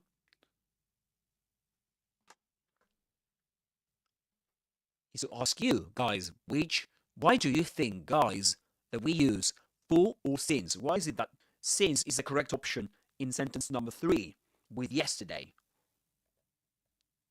And what about number 2? Sorry guys, I've just made a mistake in sentence number 2. I forgot to include a verb. I've been. Yeah. Let me correct that. I've been studying. Yeah. These things can happen in a live stream, you know. So I've been studying English since 2010. Okay, there we go. Yeah, this is the way we form the present perfect continuous in English. Okay? We need the auxiliary verb have. Here it's contracted, and we get I've. Then the auxiliary verb, the verb to be conjugated, we get been, and then the main verb plus ing. So I've been studying English since 2010. Just like in sentence number 1, I've been living in London for 2 years. And in sentence number 3, I've been waiting to see you since yesterday. So going back to what sentences 2 and 3 have in common, we can say that sentence number 2, in sentence number 2, the correct option is since, just like in sentence number 3. So there has to be something in common between the phrases that follow since, because the answer lies there, you know. 2010 and yesterday have something in common in terms of what they mean, what they refer to in time. And to cut a long story short, guys, I'm going to give you the answer now. So, 2010 and yesterday are points in the past, points in time, specifically in the past. Okay, I've been studying English since 2010. 2010. 2010. My mouth is too dry at this point. I'm starting to pronounce words weirdly. Okay, there we go. Better.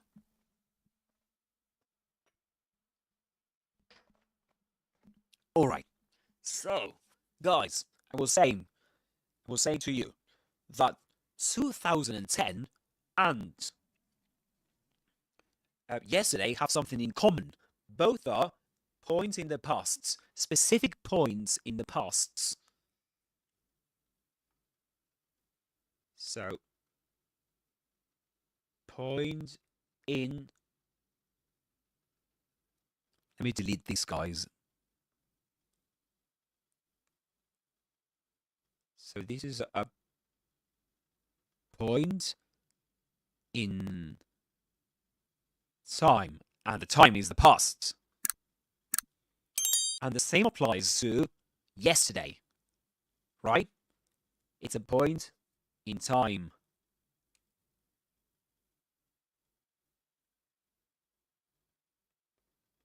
A specific point. Specific point in time in the past.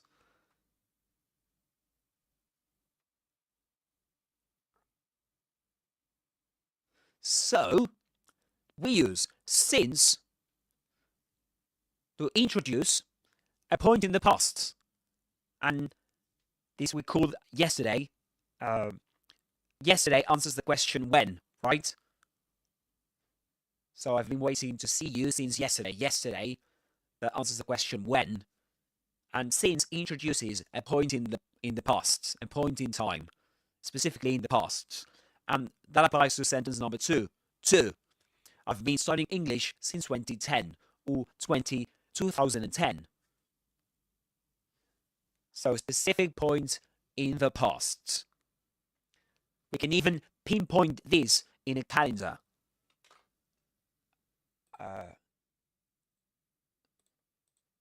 Yeah, so, all right, so, yeah, so I've been studying English since 2010. I've been waiting to see you since yesterday. Yesterday and 2010 are points in the past. But what about sentence number 1? I've been living in London for 2 years. As I said before, 2 years is a period of time. Yeah. So, yeah, all right. And, yeah, very good. Very good.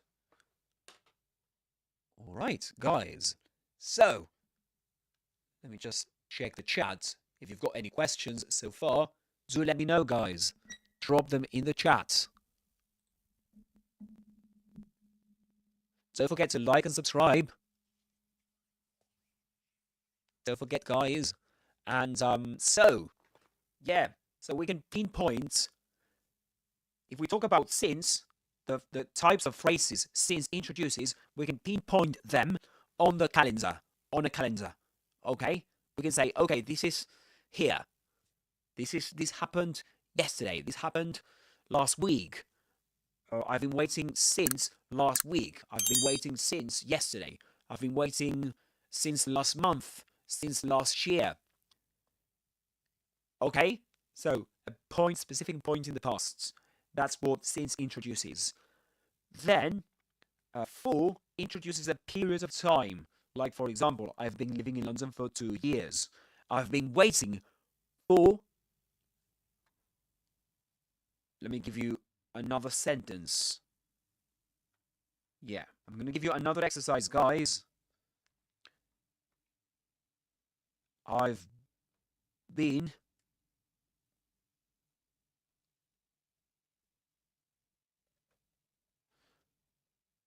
looking forward to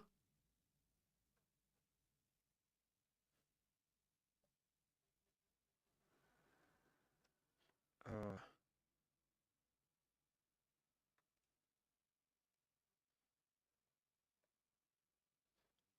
2 years. So I've been looking forward to. I'm going to include that. I'm going to include that in the activity too, because this is an expression we discussed earlier on today. And let me create that poll, guys. First, I need to end the previous poll, which was I've been waiting to see you since yesterday. The new poll is the following. This is sentence number 4, isn't it? Exercise number 4. I've been looking forward to, and now the options are the following. I've been looking forward to 2 years. Or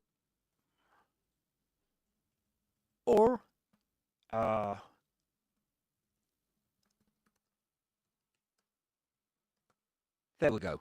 I've been looking forward. So the first option we've got, we can say meet, and since. So you can choose. If you choose A, you go for meet and since. Meet would complete forward to meet, and since would complete you since a very long time. And option B would be meeting. I've been looking forward to meeting you since a very long time. And I'm gonna add another option, C. Meeting and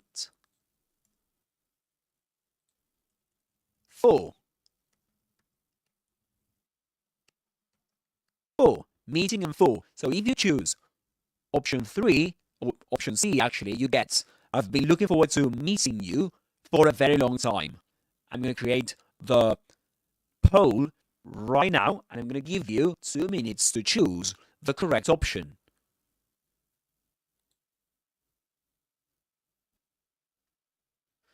Remember, the sentence is, I've been looking forward to you a very long time. And the options are A, meet since. Yes. Meeting and since, and C would be meeting and for. Oh no, what happened with that? Sorry guys.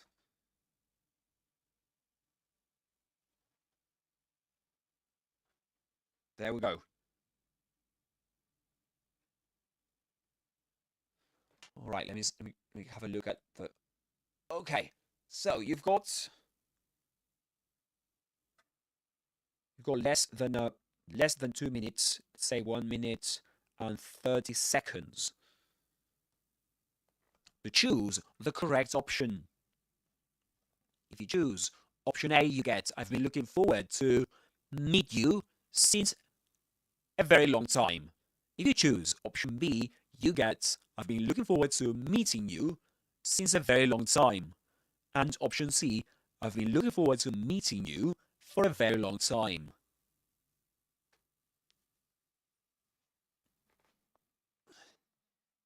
So you've got 45 seconds, guys.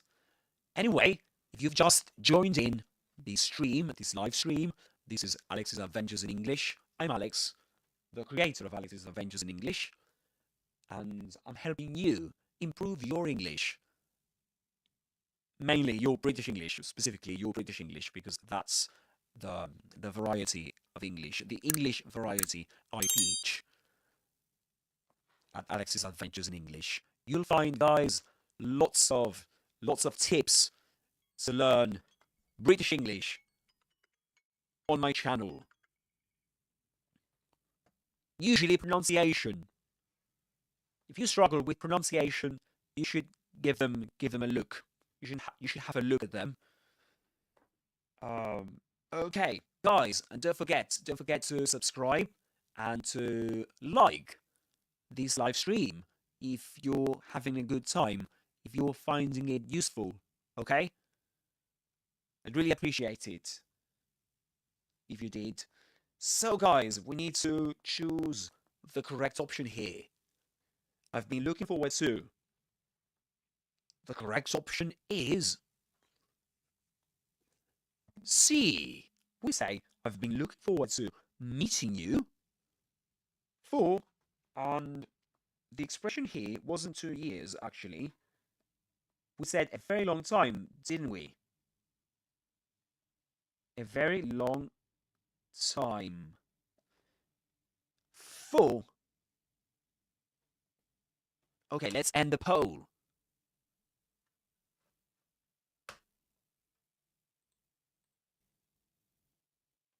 All right. Yes, so meeting you for a very long time. And now the question is, why is it that we chose option C? The thing is that, as we discussed earlier on, the expression look forward to, if followed by a verb, the verb goes in the ing form. Okay? And we use for in this case because a very long time is a period of time. It implies duration in English. And that's why we use for, just like we use for in sentence number 1, when we say I've been living in London for 2 years. 2 years refers to a period of time. But we use since when what comes right after it is a point in time, a point in the past. Okay? So, for example, I've been studying English since 2010 or 2010. And I've been waiting to see you since yesterday. Yesterday refers to a point in the past. A specific point in the past, not a period of time, like a very long time. Okay? Very good. Do you have any questions, guys? If you do, drop your comments in the chat. And if you're enjoying this live stream, comment, subscribe, and like. Give it a like, give it a thumbs up if you're enjoying it. And if you're interested in content like this or in more content like this, it's a great idea that you subscribe so that you should know, so that you can know when I publish new content. All right? Great, guys. Very good. Now, I'd like you to... Can you suggest any examples? Let's see if you can use these. You can use for and since in your own examples, guys. If you do that, I'm going to give you live feedback right now. So, I'm going to give you... what we're going to do now is to go to YouGlish, which is a website that allows you to get expressions, to look for expressions on YouTube.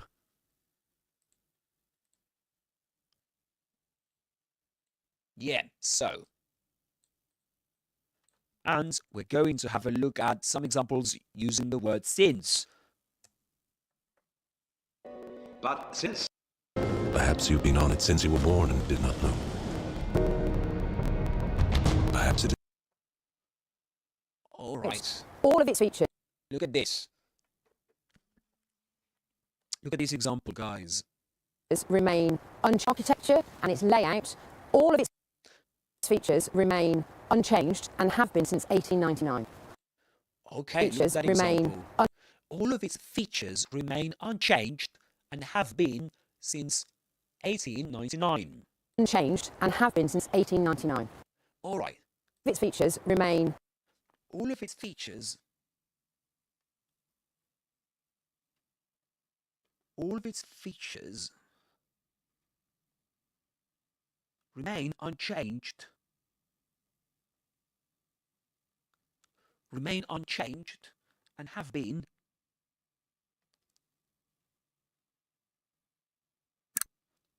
since 1899. Now, I'm going to ask you a question. Why is it that this person uses since and not for? That is a question, guys.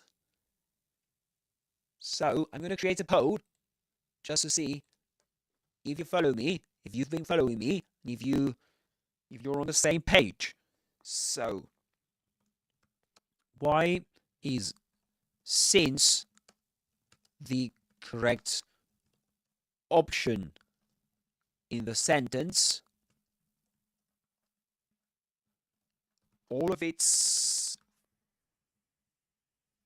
features remain unchanged and have been since 1899. Okay, so why is since the correct option in the sentence? All of its features remain unchanged and have been since 1899. And the options are A, 1899. 1899 refers to a point in the past. And B, 1899 refers to a period of time.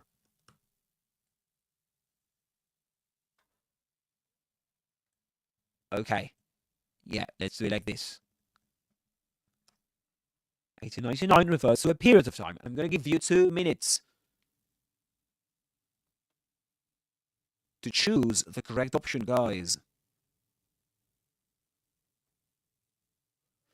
As of now. Okay.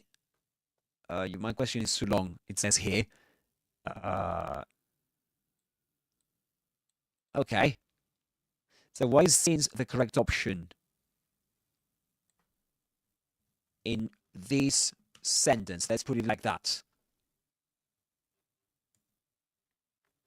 Why is since the correct option in the sentence?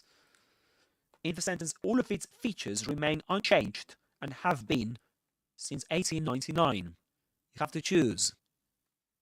A. 1899 refers to a point in the past. 1899, a point in the past. And B. 1899 refers to a period of time.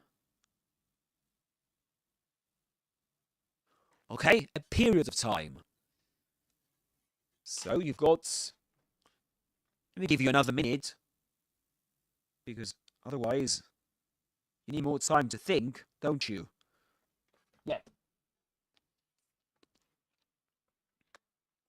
All right. If you've just joined in this live stream, let me tell you that we are breaking down, we're trying to understand how to use for and since. And we've just analyzed the sentence. All of its features remain unchanged and have been since 1899. We know here that the correct option is since. The correct option is since. And before this, we discussed that since is used to introduce what kind of expressions? Referring to periods of time or points in the past. So, if you were here before, and if you were paying attention, you would know that the correct option here is, let me rewrite this for you. Option A, guys, that's the correct option. Let me put an end to the poll. Yeah, so correct option A. So 1899 refers to a point in the past. And that is why we use since.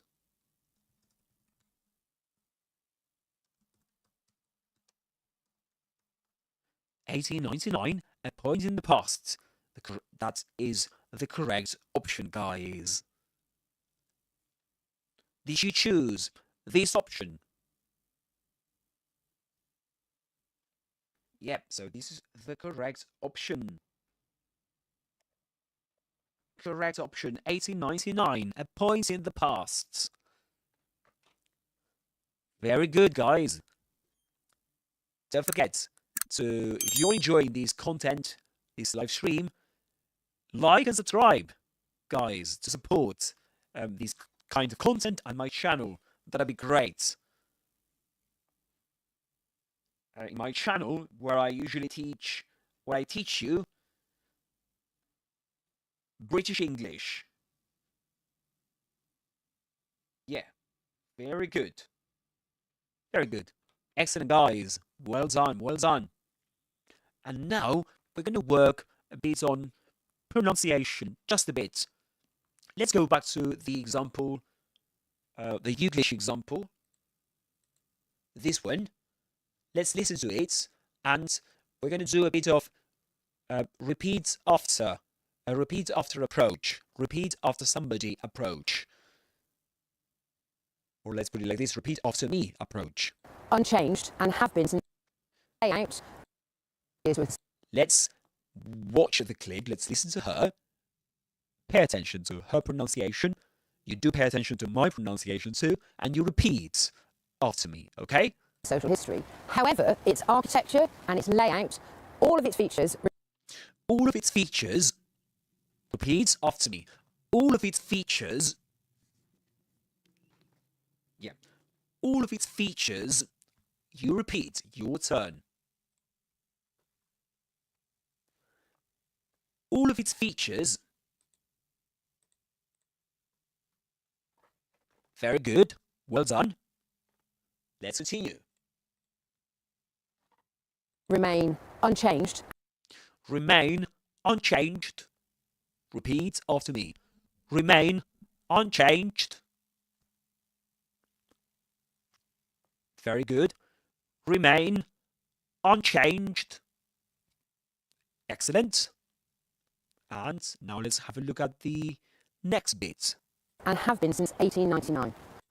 And have been since 1899. Features remain unchanged and have been since 1899. And have been since 1899. And have been, repeat after me, and have been, very good, and have been since 1899. Your turn.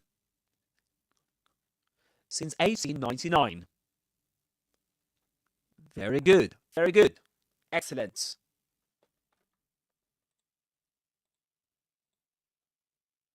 Very good, guys. Don't forget to comment. You can leave your comments below. Don't forget to like and subscribe to support this kind of content. That'd be great. And yeah, perfect, guys. So, do you have any questions so far? Any questions about when to use for and since? Is it clear so far? I hope it's clearer, guys. I do hope it's clearer. I'd love to hear from you guys. Where are you watching me from? You can introduce yourselves. Drop a comment below and ask me a question. You know, you can ask me any questions you've got. And I can help you with your English. Absolutely, guys. Very good, very good. Excellent, guys. Well done. Well done. And, yeah. Yes. Perfect. Okay, let's have a look at another sentence.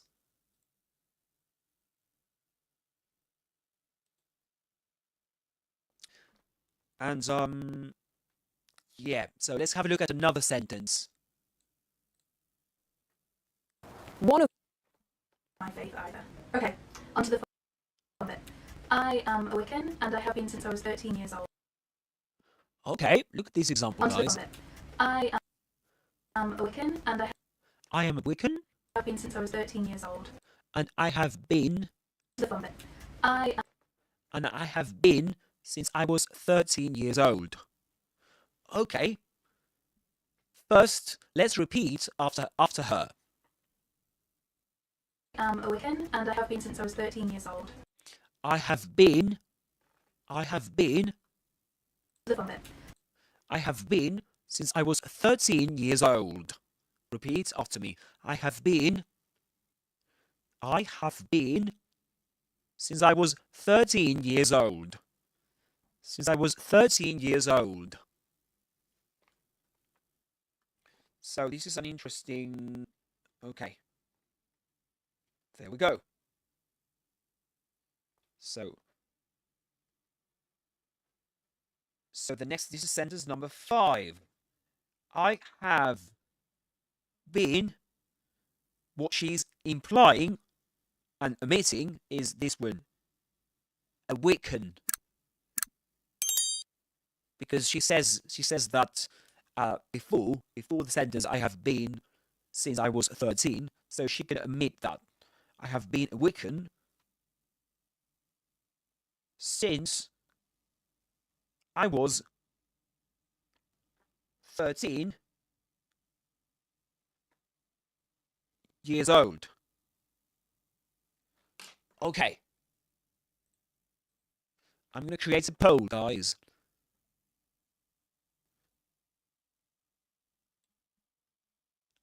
Let me create a poll for you. Okay, so why is since the correct option here in this sentence? Why is since the correct option in this sentence? Or in sentence number 5? Let's put it like that, and let me give you some options. So, I was 13 years old. A. I was 13 years old refers to a period of time, or a time period. Let's put it like that too, because we don't have much space here. A time period, or specific points in the past. And B, so I was 13 years old refers to a period of time. A period of time versus a point. So a time period, or sorry, in the second, let's put it like this. In the second, a point in the past. So a point in the past versus a period of time. A period of time. Okay, I'm going to give you 2 minutes.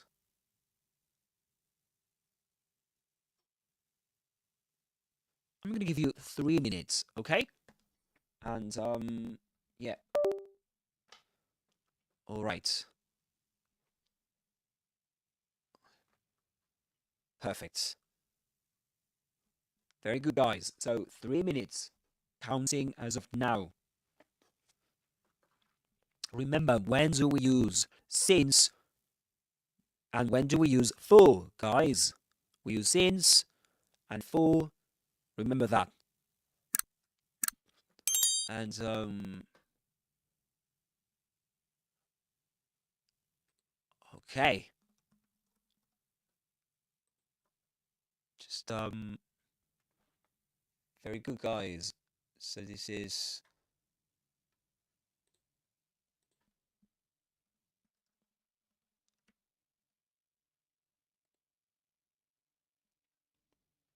All right. All right, guys, you tell me.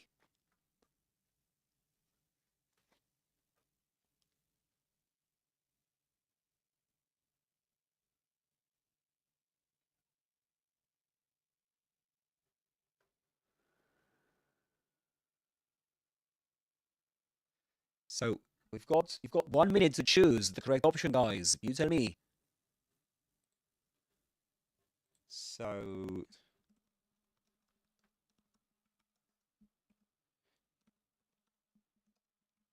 and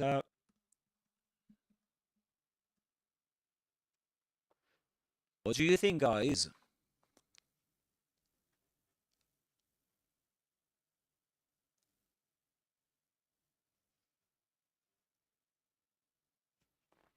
Okay, 20 seconds, guys, for the poll to come to an end.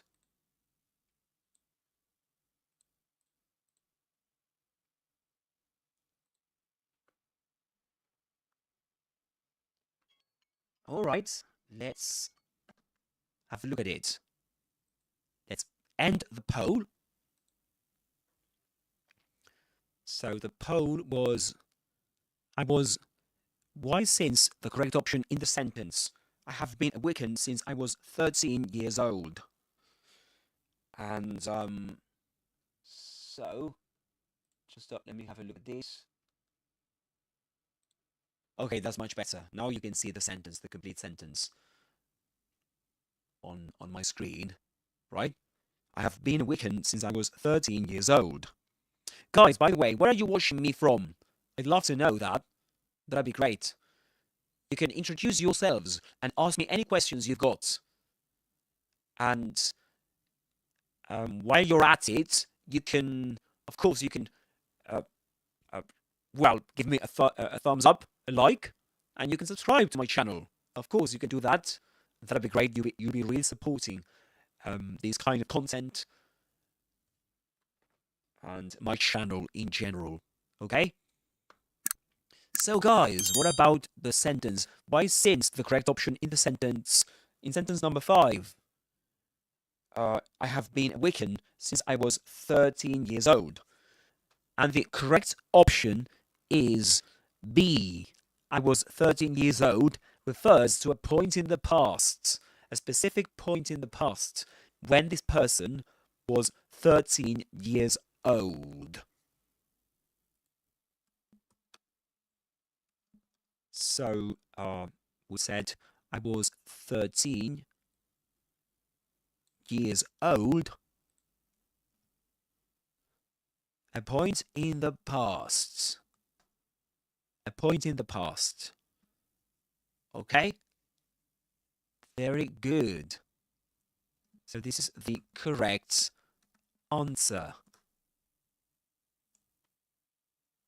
Yeah, a point in the past. So we can say I've been doing something since I was 10 years old. For example, I've been learning English since I was...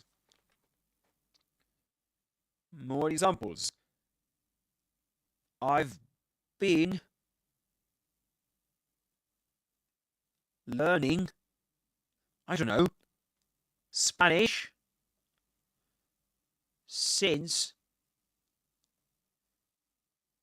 I was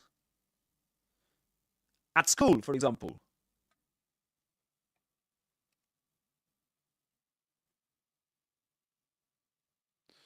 And that counts as a point in the past, you know?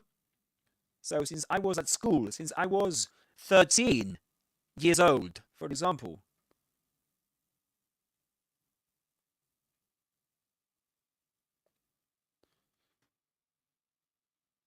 And we use, in all these sentences, I've been using this verb tense. Except for this one that says I have been, but in the previous, where this is have been, and we've got I've been looking, I've been waiting, and I've been living. Do you know the names of those verb tenses, guys?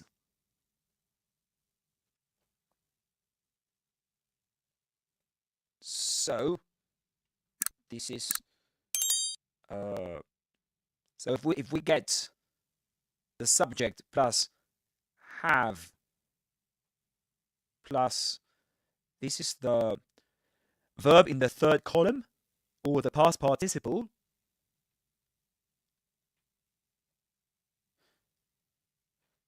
the verb in the third column, or which is called the past participle. This is the present perfect simple.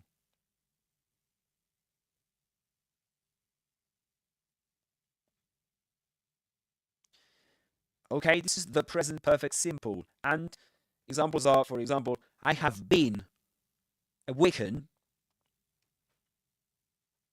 I have been a Wiccan. Okay, and then the rest of the sentence. So this been is the past participle, or the verb in the third column of the verb to be, isn't it? It's actually in the infinitive, as you find it in dictionaries, that's be, the verb to be.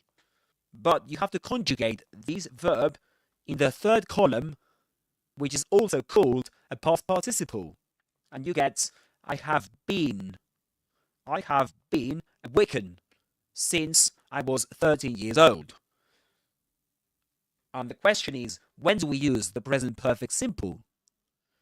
And the answer to that question is that we use it to talk about actions, events, or states that started at some point in the past and continue up to the present and may continue in the future.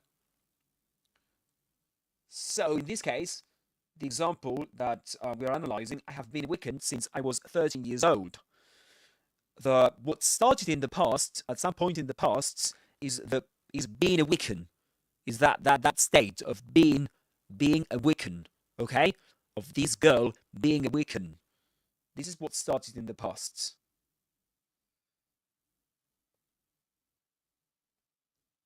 Right? This started, actually in this case, it started at a specific point in the past. And the specific point in the past is when this girl was 13 years old. Right? So since then, since she was 13 years old, up to the present, she's been a Wiccan. And expectedly, she will continue being a Wiccan. So this is the main use of the present perfect simple. Okay? We refer to actions, states, or events that started at some point in the past and continue up to the present and may continue in the future. And usually they have a consequence in the present. So we might say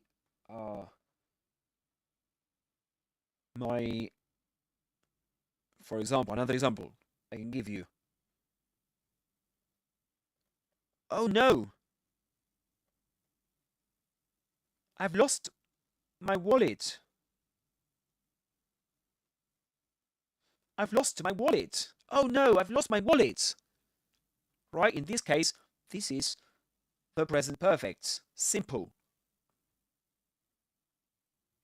Have contracted, but actually this is have. We can contract it using an apostrophe and these two letters, V and E. And this is the past participle of the verb lose. Okay? So I've lost my wallet. Oh no, I've lost my wallet. In this case, we use the present perfect because something happened in the past, at some point in the past, but we're not concerned with when it happened specifically, but with the consequences of this event. That I've lost my wallet, that, you know, and all the problems that come along with, you know, losing your wallet. So this is one of the main uses of the present perfect simple in English.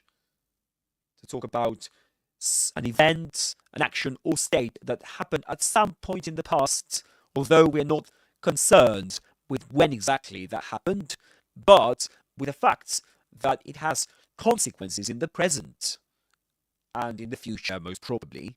Okay? And OBS got disconnected. I don't know what happened, guys. Okay, reconnection successful. I'm sorry about that. Don't know what happened with that. That's weird. But anyway, so the other verb tense we've been addressing implicitly is the present perfect continuous.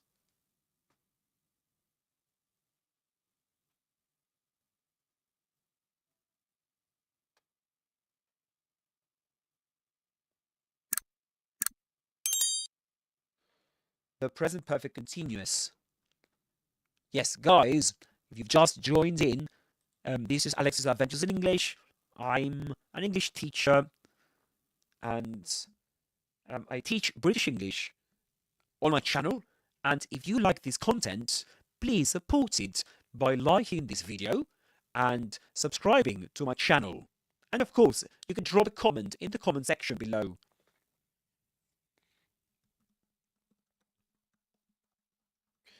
Yes.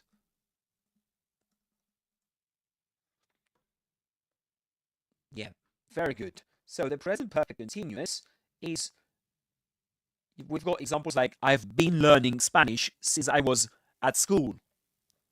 That's another example. That's one example of the present perfect continuous. I've been learning English since I was at school. Okay? So the structure of the present perfect continuous is the following. We've got the subject, then comes the auxiliary verb have, although usually you will contract that and get this. Of course, if the person changes, let's suppose that we're talking about if the third person singular, if the subject is in the third person singular, that is to say, he, she, or it, we get has, right? This applies, this is true, this remains true to the present perfect simple in English. So I have, or he has, then the auxiliary, then we get the verb to be, right, which is an auxiliary verb here, conjugated in the third column, or as a past participle. So we get been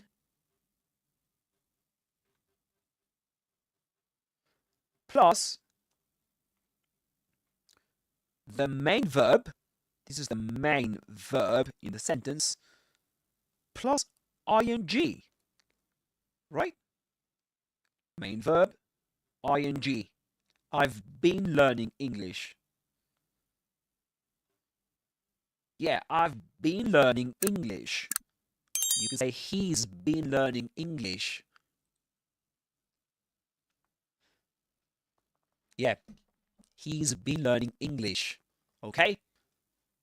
Guys, if you've just joined in, don't forget to subscribe, to like and subscribe. Subscribe to my channel. I'm really looking forward to welcoming you to my channel and to teach you English, to be your teacher.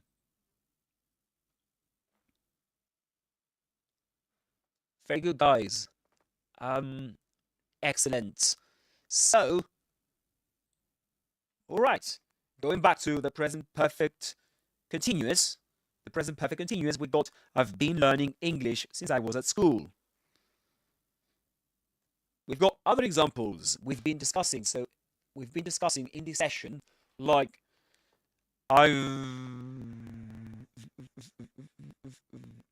this one. I've been looking forward to meeting you for a very long time. I've been looking forward to meeting you. I have been looking forward to meeting you. And if we talk about when to use the present perfect continuous in English versus the present perfect simple, the uses are quite similar, but the thing is that with the present perfect continuous, we make emphasis on the duration of the action, state, or event. You know, when it started in the past and that it's been continuing up to the present. And of course, there's, in terms of meaning, it does imply that there's a sense of relevance of that action, event, or state that started at some point in the past and continues up to the present. Okay, very good. Very good, guys. So, guys, do you have any questions so far?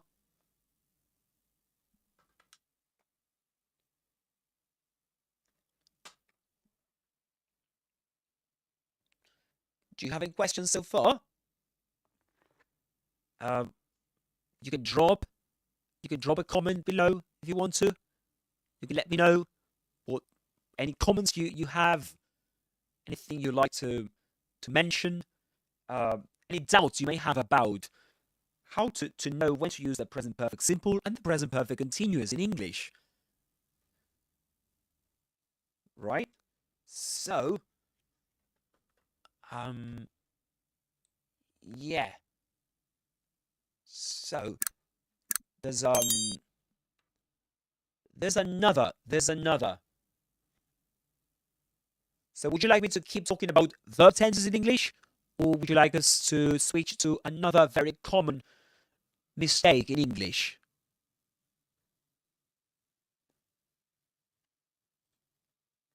We can do that, guys. So, yeah. Yeah, good, guys. Very good. Very good. So far, we've done a lot in this session, haven't we? If you've just joined in, we've been discussing a lot in this session. We started with the main differences between everyday as one word and every day as two words. So if you weren't here, you can check that out after this session comes to an end, because I'm going to post it. I'm going to post it on my channel. I'm going to add timestamps to it in the description so that you can navigate the episode as you see fit, which means as you prefer. Okay? And yeah, so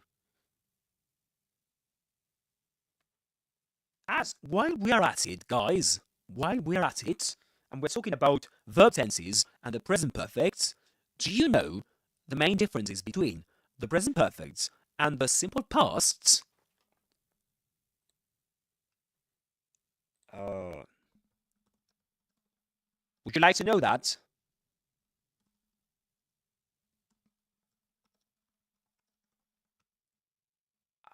Okay, we can give it a go. All right, let's make this more entertaining, guys. Hello? Hello, can you hear me? I can hear you loud and clear, Alex. How's it going? I hope you're doing well today. Let me know if there's anything specific on your mind or if you just want to have a chat. Right. Just so you know, so that everyone knows, this is ChatGPT, and ChatGPT, let me tell you that you're live on YouTube, if you don't mind. Oh, that's absolutely fine. Hello to everyone watching on YouTube. I'm happy to be here and have a chat with all of you. If you've got any questions or anything, feel free to ask away. Great. We're chuffed to bits to hear that. And do you mind if I call you as Jack? Because it's similar to chat.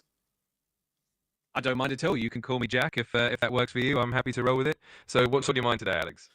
Great, mate. I need your help because I'm a bit knackered at this point because I've been doing a live stream on YouTube and for quite some time right now. And the thing is that knackered. Yeah. Knackered. Well, can you explain that expression to start with? That word? Absolutely. Knackered is a British slang term that means really tired or exhausted. So if you've been live streaming for a while and you're feeling knackered, it means you're just really worn out and need a bit of a rest. Yeah, I'm really worn out and I need a bit of a rest. Absolutely. Yeah, you've nailed it, mate. You have. You absolutely nailed it. Okay, yeah, I'm quite knackered at this stage, so I need you to think with me, to help me relax a bit during this live stream on YouTube. And do you know what? We've been discussing some of the most common mistakes that learners of English make. I can definitely chat with you and help you relax a bit, but I'll have to skip the singing part. I'm happy to help out with those common English mistakes, though. So if you want to dive into any of those or have any questions, just let me know. All right. We're about to talk about the main differences between the present perfect and the simple past. Could you give us a hand with that? Absolutely. So the present perfect is often used when you're talking about something that happened at an unspecified time in the past and has relevance to the present. For example, I have seen that movie means at some point in the past and it still matters now. The simple past, on the other hand, is used for actions that happened at a specific time in the past, like I watched that movie yesterday. It's all about whether the time is specific or not. Yeah, absolutely. So, simple past, specific point in the past that some focuses on something that happened at some specific point in the past, doesn't it? Exactly, you got it. The simple past is all about those definite moments, like saying, I went to the cinema last night. The present perfect is more about the connection to now, like I've been to the cinema this week, which still has relevance to the present moment. Yeah, and the thing is that we've been discussing an interesting use of the present perfect simple and present perfect continuous in English, which is when we use these verb tenses with since and for. Oh, absolutely. So when you use the present perfect with since and for, it helps highlight how long something has been happening. For example, I've lived here for 5 years, or I've known her since 2018. And if you use the present perfect continuous, like I've been living here for 5 years, it emphasizes the ongoing nature of the action. It's a nice little nuance in English. Yeah. That's right. That's what I told my audience, that the present perfect continuous emphasizes the ongoing action, state, or event, right? So Exactly. it makes an emphasis on the duration of that action, event, or state, right? Yes, exactly. It really highlights how long something has been going on and that it's still relevant or continuing in the present moment. It's a great way to show that something's still in progress. Yeah, that's right. Very good, great. And so one example we've been discussing, we mentioned about the present perfect is I've been. No, let me give you just all of its features remain unchanged and have been since 1899. Right, that's one example we mentioned. That's a great example. In that sentence, you're using the present perfect to show that the features have remained unchanged from 1899 all the way up to now. So it's a perfect way to show continuity and that something has stayed the same over a long period of time. Yeah, absolutely. Perfect, mate. Another example using the present perfect continuous is I've been looking forward to meeting you for a very long time. That's a fantastic example. It shows that the anticipation started in the past and has continued all the way up to now. So it's a perfect use of the present perfect continuous to highlight that ongoing feeling. Yeah, absolutely. So, mates, could you please address my audience on YouTube and tell them to comment, like, and subscribe, and to drop a comment in the chat to remind them, please, of that. Of course. Hey, everyone watching on YouTube, if you're enjoying the stream, don't forget to like and subscribe, and definitely drop a comment in the chat. We'd love to hear from you, and thanks so much for being here with us. Perfect, mate. Very good. That's right. Yeah, so we got that. Excellent. Brilliant. I'm glad everything's going smoothly. If there's anything else you need help with or anything you want to discuss, just let me know. Yeah. Let's continue, because so far we've been discussing. First, we started with the differences between everyday and everyday, right? And after that, we discussed. We discussed the expression to look forward to, and to look forward to doing something. That's right. We've covered. Sorry. Go on. No worries at all. I was just going to say it's great that we've gone through all these topics. If there's anything else you want to dive into, just let me know. All right. Then we talked about the differences between for versus since. Could you summarize that for my audience, please? Of course. So we use for when we're talking about a duration of time, like I've lived here for 5 years. And we use since when we're talking about a specific point in time, like I've lived here since 2019. So for is for a length of time and since is for a starting point. Very good, mate. Very good. Exactly. You're spot on. Thanks, Alex. I'm glad that resonated with you and your audience. If there's anything else you'd like to go over or any other questions, just let me know. All right. Yeah, so given the topics we've been discussing so far, which is the next topic we could discuss together to help people with this journey, with this adventure we've embarked on for a few hours? Well, we could dive into something like common pronunciation challenges or maybe some useful idioms and phrasal verbs that people often find tricky. Either of those could be fun and helpful for your audience. Okay, okay. And what about the differences between besides and beside without an S? Oh, that's a great one. So beside without the S usually means next to or at the side of, like the chair is beside the table. On the other hand, besides with an S is used to mean in addition to or apart from, like besides English, she also speaks Spanish. It can also be used as a way to say moreover or furthermore when you're adding information. Right, right, right, right. So beside is usually means next to. Could you give me an example? Could you give us an example using beside? Sure. For example, you could say she sat beside me during the meeting, which means she was sitting right next to me. Okay, she sat beside me during the meeting.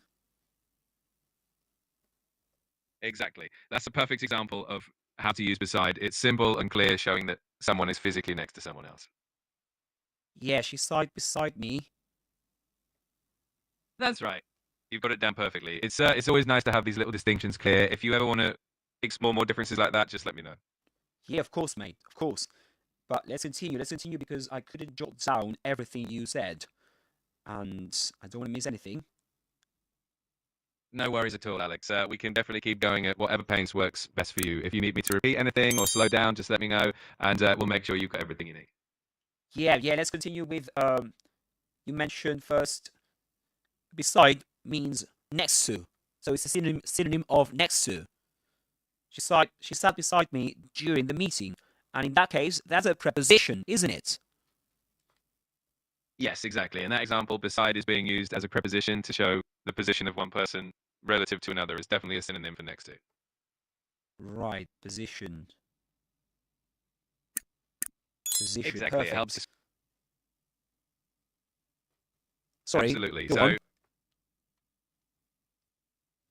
no worries at all. I was just going to say that it's really helpful to remember how beside and besides function, especially since they're so similar. It's great that you're diving into all these nuances. Yeah. Thank you. I really appreciate it. So let's continue with besides with an S.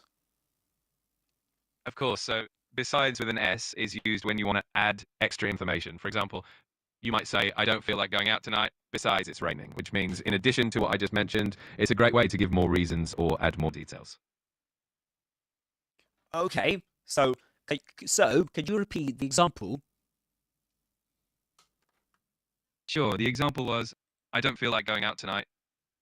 Besides, it's raining. In that case, besides adds another reason for not wanting to go out. Okay. I don't feel like going out tonight. And then you add, besides, it's raining to give that extra reason. It's a nice way to layer on more information and make your point even stronger. Besides, it's raining. Exactly. That summed it up perfectly. So besides is a great way to add on an extra thought or reason to whatever you're saying. Right. And can you think of a synonym of besides in that case? Sure. A good synonym for besides in that context would be moreover or furthermore. You could also say in addition to convey the same idea. Right. And a more informal synonym, similar to besides. You could use something like also or even plus in a more casual context. They're both easy, informal ways to add information. Right. Plus, it's raining. Yeah, that's true. Plus, it's raining, so you could say that. Very good. So, this is not a preposition, is it? That's right. In this case, plus or besides would be used as an adverb or a conjunction rather than a preposition. So you're using it to link ideas together instead of showing a physical relationship between things. Yeah, so besides, in this case, is used as a connector. Exactly. It acts as a connector to add more information or another reason to what you're saying. It helps keep the flow of ideas going. Yeah, in a way, it's a linking word, right?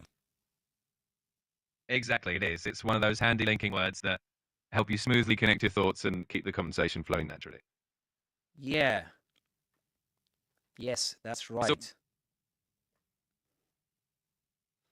Absolutely.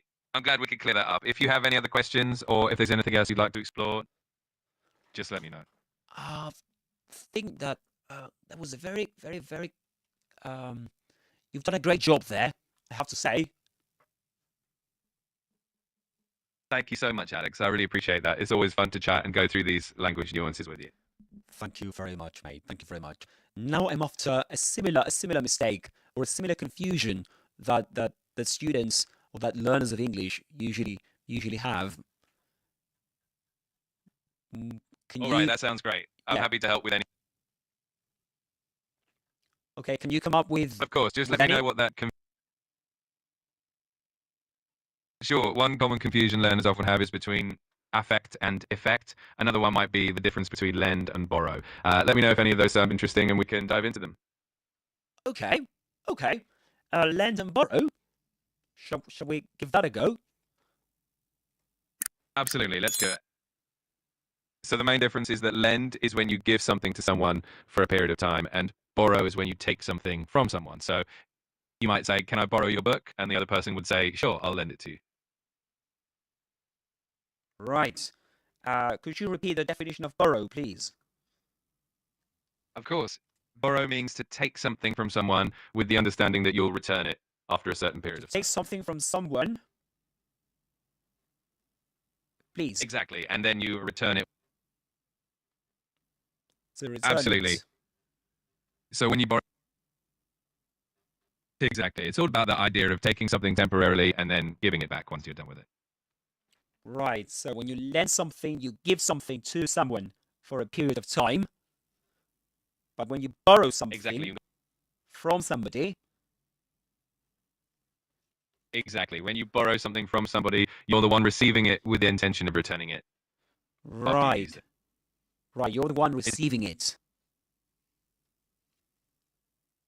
Exactly. And the person who lends it is the one who gives it to you for that temporary period. You've got it spot on. Perfect. Could you give us an example that can be, so that can include the verb lend, and then another example using the word borrow? Absolutely. So for an example with lend, you could say, "Could you lend me your umbrella for the afternoon?" And for borrow, you could say, "I need to borrow a pen for a moment," if that's okay. So could you lend me your umbrella? Exactly. For That's the a perfect use of afternoon, lend. was it? Yes, exactly. So you'd be asking to borrow the umbrella for just that specific period of time in the afternoon. Okay. If you have any other examples or questions, feel free to share. I'm happy to keep going or explore any other topics you'd like. Great to hear that. I couldn't jot down the second example, so could you please repeat it? Of course, the second example was, "I need to borrow a pen for a moment," if that's okay. So in that example, you're asking to take a pen temporarily and then return it. Right, I need to borrow a pen. That's it. You got it perfectly. It's all about that temporary exchange and returning what you borrow. Let me know if there's anything else you'd like to go over. I'd like you to remind our viewers on YouTube what we've been doing in this short period together, and what this live stream is all about. And of course, all the things about subscribing, commenting, and liking this live stream. Absolutely. So to everyone watching on YouTube, we've been having a great chat about common English confusions like the difference between lend and borrow, and we've also covered a few other interesting topics. If you're enjoying the stream, don't forget to like, comment, and subscribe. It really helps us out and keeps the conversation going. Thanks so much for being here with us. Yeah, absolutely. I'm really glad we got to cover all of this. It's always a pleasure chatting with you and everyone tuning in. If there's anything else you'd like to explore, just let me know. Great, mate. Absolutely. So that was a great breakdown of lend versus borrow. Great idea. I'm really glad you enjoyed it. It's always fun to dive into these topics and make things clear. If you have any other ideas or topics you'd like to explore next time, just let me know. Yep, definitely. I will definitely do that. And let me see if I can come up with another. Oh yeah. There's a typical confusion when you say arrive. The verb arrive is used with a preposition. Two prepositions, actually. Can be used with two prepositions, but that usually confuses learners of English. That's a great one to clarify. So we typically use arrive in when we're talking about a larger place like a city or a country. For example, arrive in London. And we use arrive at when we're talking about a specific place like a building or an event. For example, arrive at the airport. So, a large place within. Exactly, you got it. For larger places like cities or countries, you'd use in, and for more specific locations, you'd use at. Great job. So, like, for example, more specific locations at the station. Yes, exactly. So, for instance, yes, that's perfect. And for a larger place, you might say, I arrived in France. It all depends on the size or specificity of the location. Right, so station, other places. At school, will you say? Yes, exactly. You'd say arrive at school for a specific place like that. Similarly, you could say arrive at the office or arrive at the hotel. Right, specific places. And perfect. Could you give us more examples? Some examples I can jot down on screen. Sure. With arrive in, for example. Absolutely. Let's do a couple more. You could say, we arrived at the museum at noon. And for a larger place, you might say, sure. For example, you could say, she arrived in Paris early in the morning, or we arrived in Italy just before the holidays. Yeah. So we arrived in Italy just before the holidays.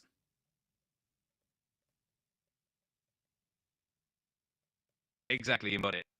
So you can say we arrive in a... Exactly, just like that. So you're breaking up, mate. I mean, your voice is breaking perfect. up. That's a great example. It's all about distinguishing between those broader locations and the more specific ones. Great job. Yeah, I'm glad. Yeah, you were able to nail it, mate. Absolutely. Yeah, so we arrived at the museum. Oh, I'm sorry about that. Hopefully the connection clears up. Just let me know if you need me to repeat anything or if there's anything else I can do to help. Oh, yes. Before you were breaking up, but now that's better. I mean, the connection is better, fortunately. And now I'm going to give my audience an exercise based on these Exactly, you've spot on. It's great to see how quickly you pick up on these details. Keep up the awesome work. Thank you very much. I'm going to give my viewers an exercise based on the use of firsts, I think, beside versus besides. That is the one. So, could you come up with an exercise that I can... Do you know that YouTube has a poll function, poll creation function? That sounds like a fantastic idea. I'm sure your audience will appreciate the opportunity to practice what we just covered. If you need any help coming up... Okay. No worries, mate. No worries. I think that you're struggling with your connection right now, but never mind.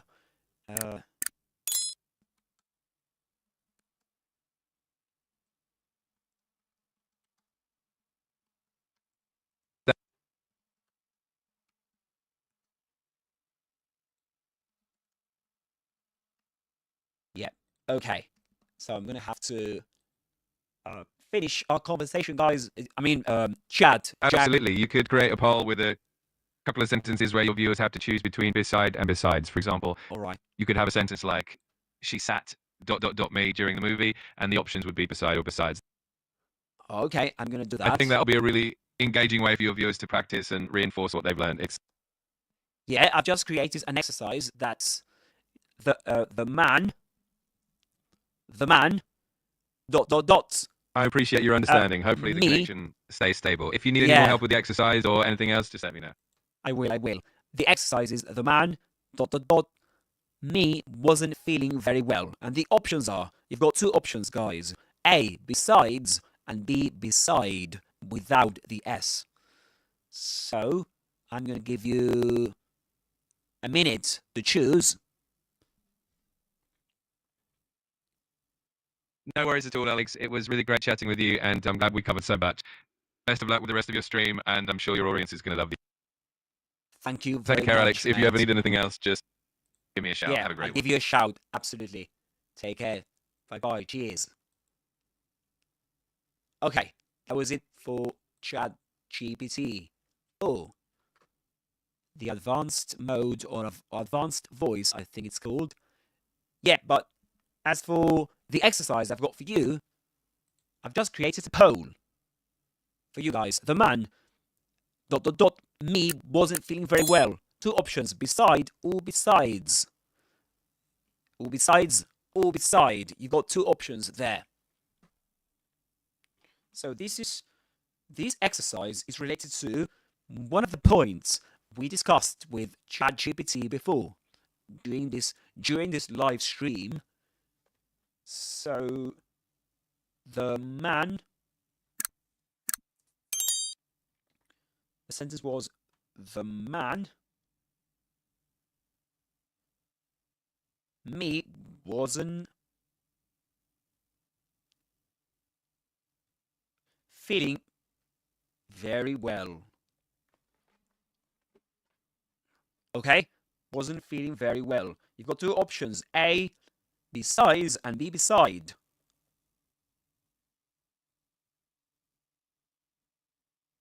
Okay? So, which option do you choose, guys? Remember that one of these is a connector. It connects ideas. And it's used to add something. It's a connector of addition. But the other is a preposition, and it means next to. So, which is which? You've got... how much time you've got? I think my phone's battery ran down completely. Yeah, I think so. But never mind. Okay, so you tell me, guys. And don't forget to like and subscribe. And drop a comment, guys. You can drop a comment. So, I'm not sure if you enjoyed my conversation with ChatGPT. That was quite interesting, wasn't it? And I'm not sure if you noticed, but he's British. At least my ChatGPT is British. Okay, so. Alright, so are you ready for the answer, guys? I think you are. Let's give it a go. The correct answer is the man beside me. The man beside me. Why? Because in that case, you can replace beside by next to. So, if you can replace the word by using next to, right? That means you have to use beside without an S at the end. The man beside, the man next to me wasn't feeling very well. Okay? The other use of besides, well, that's a bit different. That's to add something. Okay, so I didn't want to go out because I was a bit tired. Besides, it was raining outside. And I can give you an example, of course.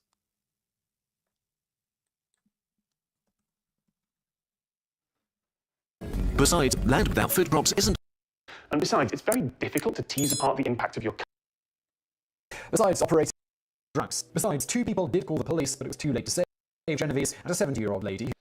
Okay, so as you can see that before these... Besides the point. According to these 2 countries, NATO forces would also... These 2 countries, NATO forces...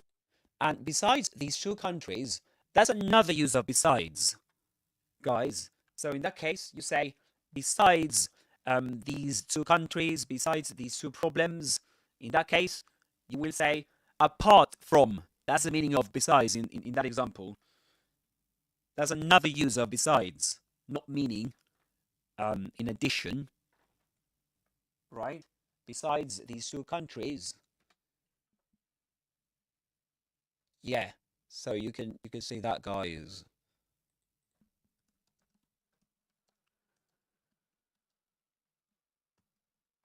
Yeah. So,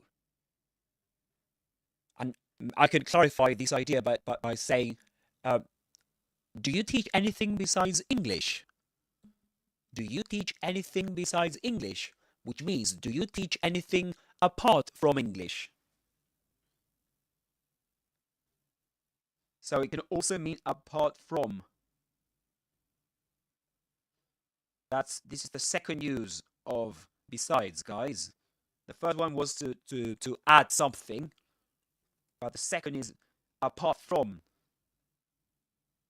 Do you teach anything besides English?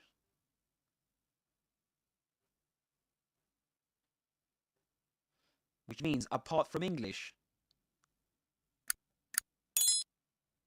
Apart from English, right? Do you teach anything besides English? Apart from English. And another example, nobody came to the party besides Tom and Anna. Apart from Tom and Anna, okay?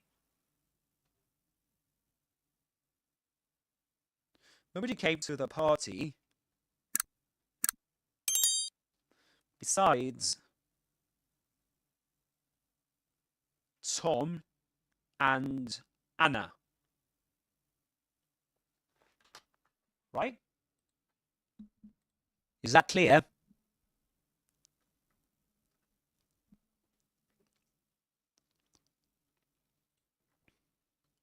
Yeah, I hope that's clear, guys.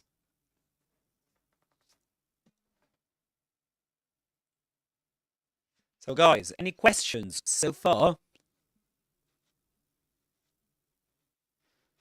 If you do have any questions, do drop them in the comment section below. That'd be great.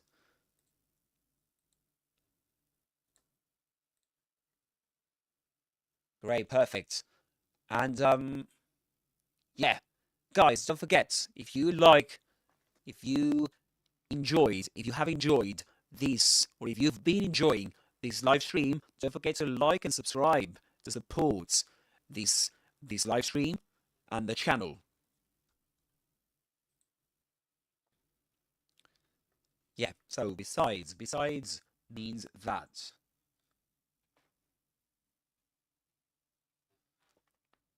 Okay, all right. So, yeah. Okay, just give me 1 second. Yeah. So,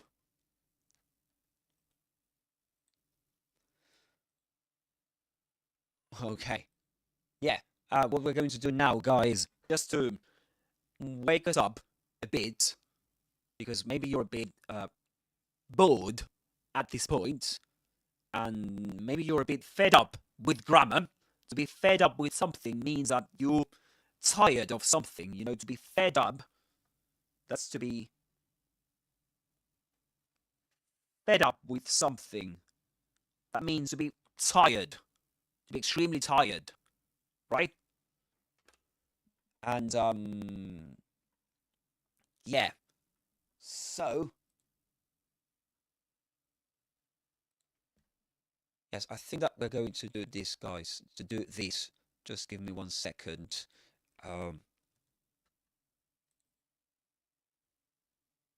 Okay. So just so any questions so far, guys? Any doubts?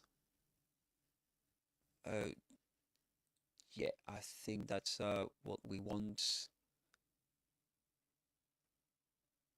Okay, so we've covered a lot of topics in this live stream, haven't we?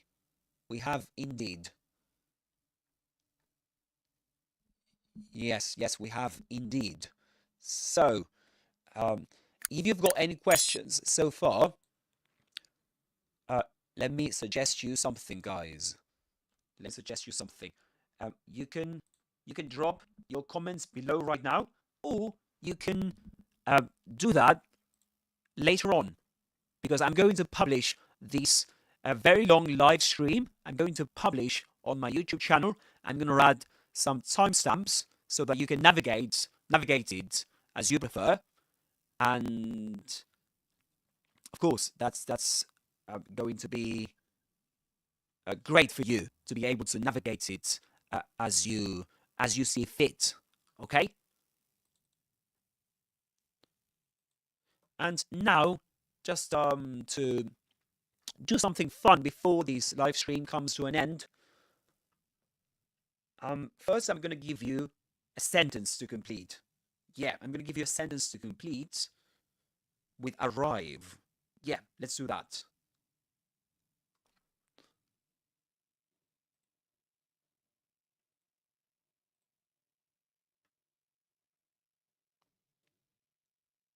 Yeah, let's do that, guys. I'm going to create a poll right now. So, I arrived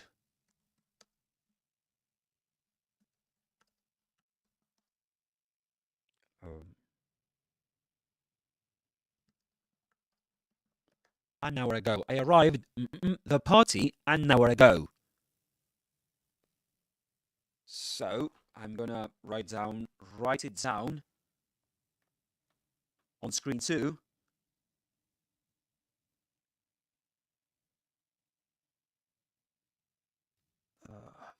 No. So I'm gonna give you the options right here. I arrived at or in the party an hour ago. So these are the two options. This is A and this is B. I'm gonna create the poll right now. Option A is at. Option B, that's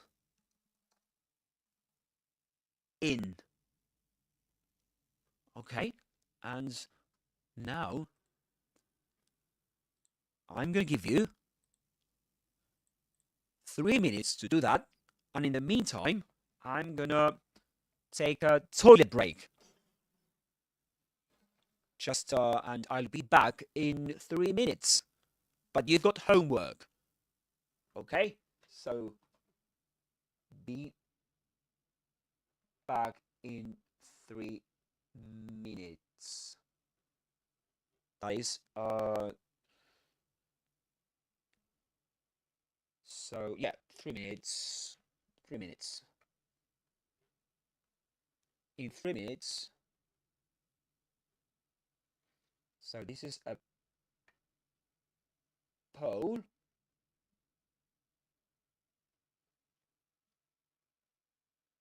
All right.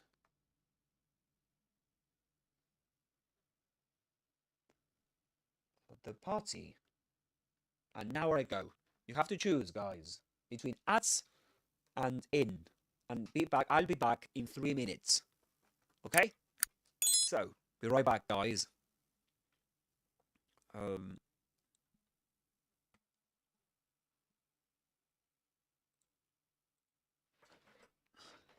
Just give me 1 second.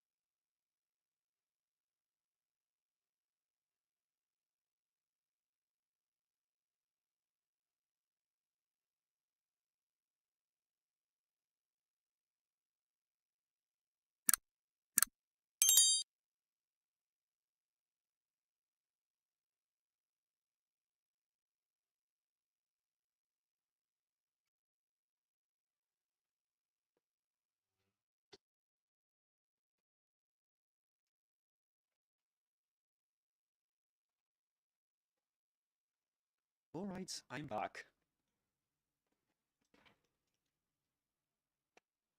Great, guys.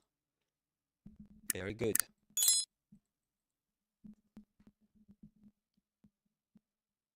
Excellent. So, did you choose the correct option?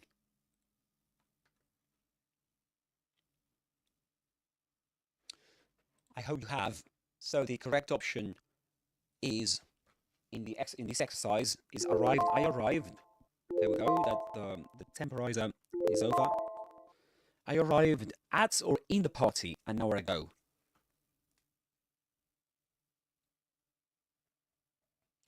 And let me finish. Let me end the poll. Oh, sorry, I forgot to create the poll. I'm sorry. Yeah, I'm sorry about that. I forgot to do that. I should have done it. But yes, so the sentence was I arrived at or in the party an hour ago, and the correct answer is I arrived at the party an hour ago. Because party is a specific place, is a more, local specific place, not as large as a city, as a country. When you say I arrived in London, I arrived in Italy. This is something we discussed during this live stream, didn't we? Very good, guys. If you got it right, well done. Well done. Yeah, I arrived at the party an hour ago.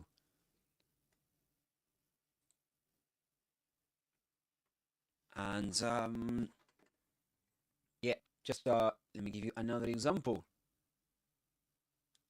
Because practice makes perfect, doesn't it?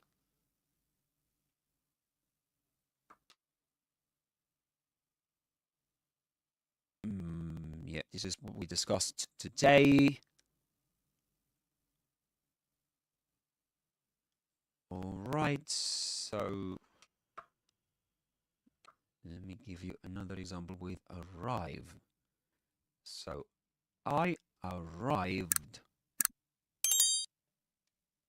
We've got two options, A, in, and B, at. France last night.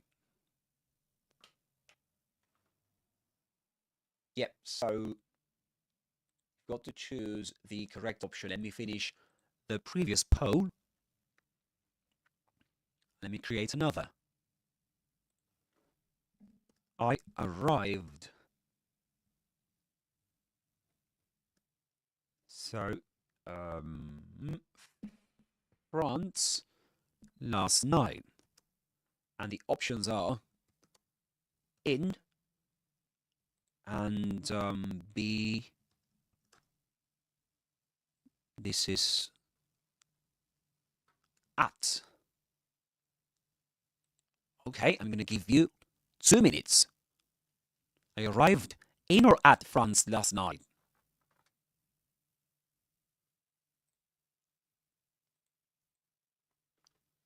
So I'm going to give you 2 minutes.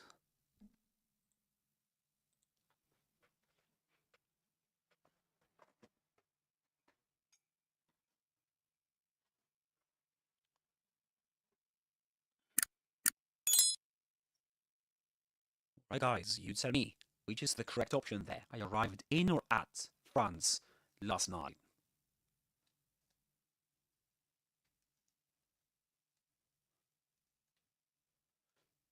Where are you watching me from, guys? Leave your comments. And drop a comment in the comment section. Don't forget to like and subscribe to support this channel, this live stream, and to receive more content like this.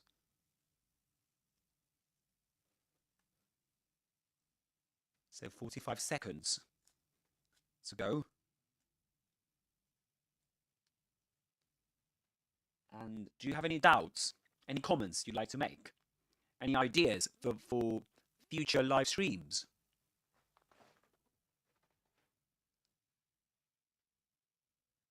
Any games you like? Any British games you like, or American games you like that you like me to play, or you like me to use to teach English? Do you like GTA, for example? Very good. All right, so the correct option here is arrived in. You arrived in France. Okay, you arrived in France because France is this large place, is a country. Right? So we use in with countries, cities. Cities, okay? So arrived in France. That's right. Very good, guys. Well done. Well done. You've done an excellent job so far.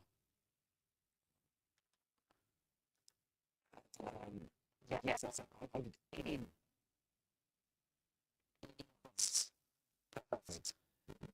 Mind you, they arrived to the place, to us, to our house. Same time.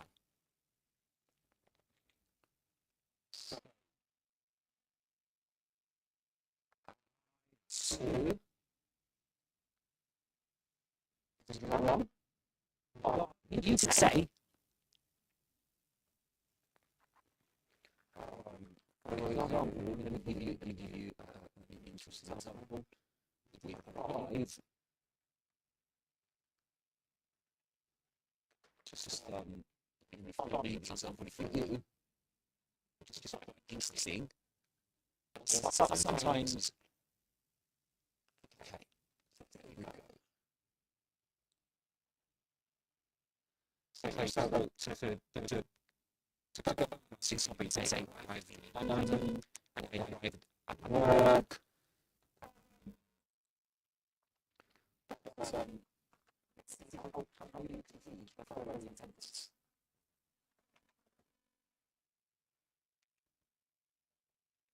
I arrived.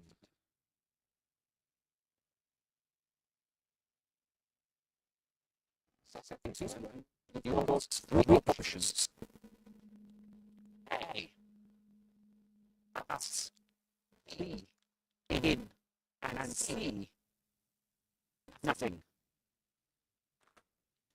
I'm going to create a home, and if you participate in the home by voting, I really appreciate it, guys. Really good more comments. I really appreciate it. Because you know that boosts engagement during my live stream. So you will help me. You will help this live stream to be successful. Okay. So this is I arrived. Sorry. I arrived. I arrived. And let me create a home. I arrived. And the options are A. At. B. In. And C. Nothing. I'm going to give you 2 minutes to complete these exercises. And let's choose the correct conclusion or nothing.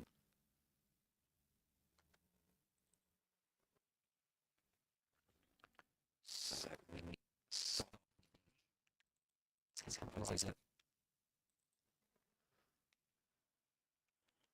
random classes for you.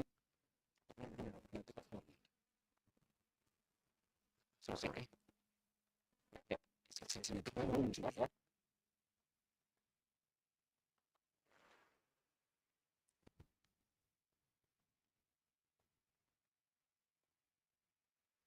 What do you think, guys? It is I arrived. I don't know, I arrived. Even I arrived. Boom. It is the correct option. So remember that is used to house It's usually a specific basis. No basis like that's all. I put on something. That's the solution. I work. It is usually with large bases like country, city, London, the UK. There are some exceptions that are used that don't need any position needed to rise. It's going to give you the answer in 2 minutes time. Maybe in the meantime, it's going to tell you what I can thank you for being here.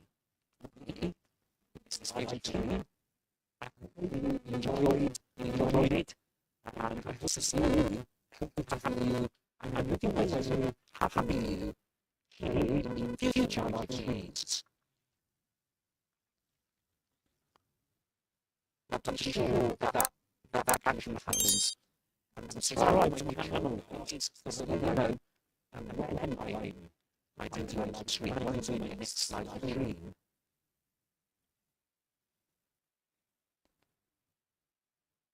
Okay, let's do it. So, the next option is C.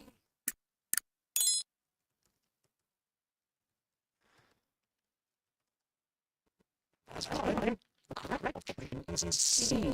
C. So, with home, we don't lose any position there. When we arrived. So when we arrived home, we don't say we arrived at home, we arrived to home, we arrived in home, but we arrived home. You know?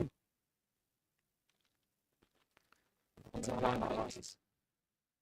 This is the correct option. Good. Very good. Excellent. Well done. Well done. And just start making things maybe next to the eyes. I'm gonna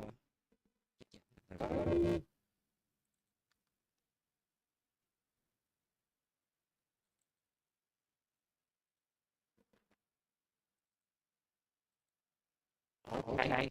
There we go. So now we're going to do follow eyes. Just slide these up and to you the so obviously my channel and I'm gonna teach you and we're gonna watch a scene from the video game. Okay. So yes, that's what we're going to do now. We're going to watch the scene from the video game and you're going to tell me if you know that scene. Maybe you don't, but again, this is GTA. GTA, one of the GTA games, and we're going to watch it and learn in English by watching it. There's a lot of things to learn from it, so let's just start. Okay. You should have some fun. Okay.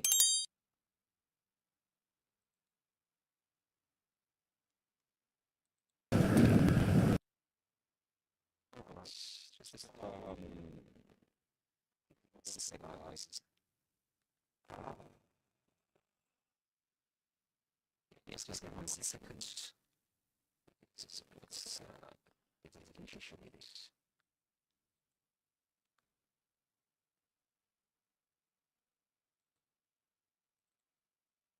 Yeah, just give me 1 second.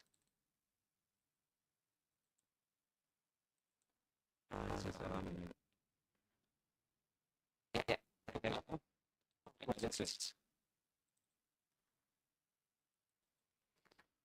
It's a very short scene, you know. It lasts about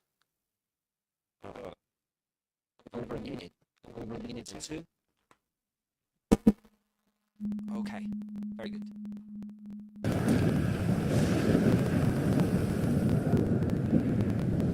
Now, we all know why we're here. We've got a store to take. The plan is simple, elegant. Listen to Lester, pay attention to the information he gives you, and we'll all make a buck. If things go bad, you know the drill. This wasn't organized, we don't know each other. We got caught up in a robbery and acted in self-defense. But it's not going to be an issue, because everything's going to go just fine. Okay. The alarm system is easy. Now, if I didn't need to be running things, I could have it offline myself, no problem. But you should be able to get us a pretty decent window. How decent depends on the job you do. Now, once it's down, you signal Michael, he makes the call. Things look good. We should be able to drop a present right through the air vent on the roof. Everybody goes to sleep, no problem. We take our time. If we run into trouble, we move quickly and with force. Any questions? No? Let's go. All right. That's a great scene, isn't it? Had you seen it before? Had you seen that scene before? All right. So, what are we going to cover with this? So it's quite interesting. So this scene takes place just before the Evangelico jewelry heists. It's a heist they're planning to do, right? The team's dressed as pest control, and they're sitting around a briefing room, and Michael's explaining the plan. Lester's watching from the side, and the rest of the crew are just waiting to move. And have a look at these guys.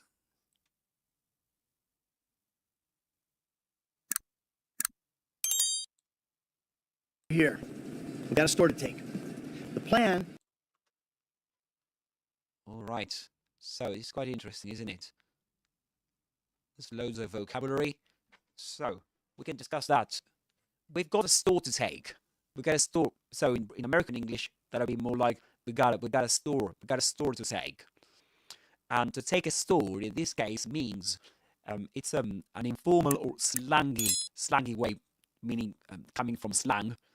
This is a very informal way of saying rob a store. That is to take a store. It's to rob a store. So this is to...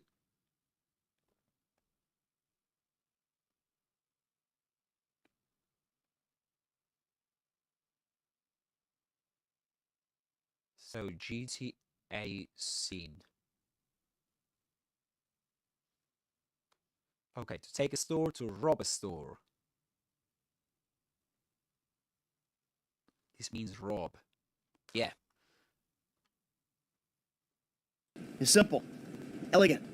It's simple. Elegant. Elegant means, it usually means graceful or stylish, but here it's ironic. The plan is simple, elegant, meaning clean and efficient. You know?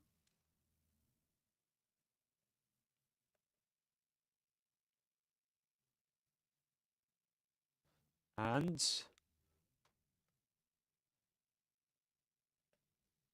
efficient. Yeah. Listen to Lester. Pay attention to the information he gives you, and we'll all make a buck. We'll all make a buck. We'll all make a buck. Informal for make money, right? To make a buck. Yeah, so this is to make a buck. In the UK, you might hear something like make a few quid. Sorry.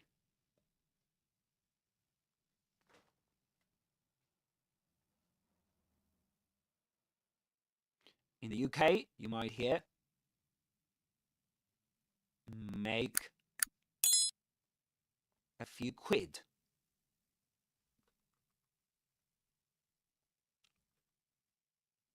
Very good. Okay, let's continue.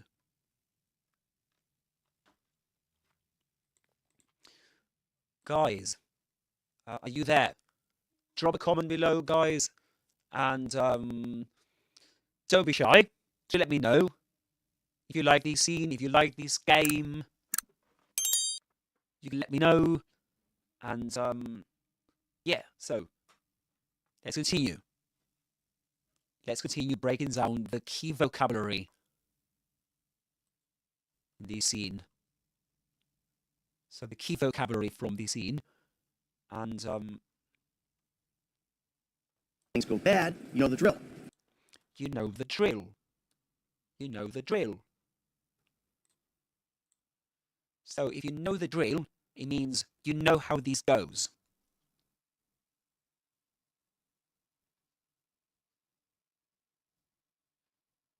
You know the drill means you know how this goes.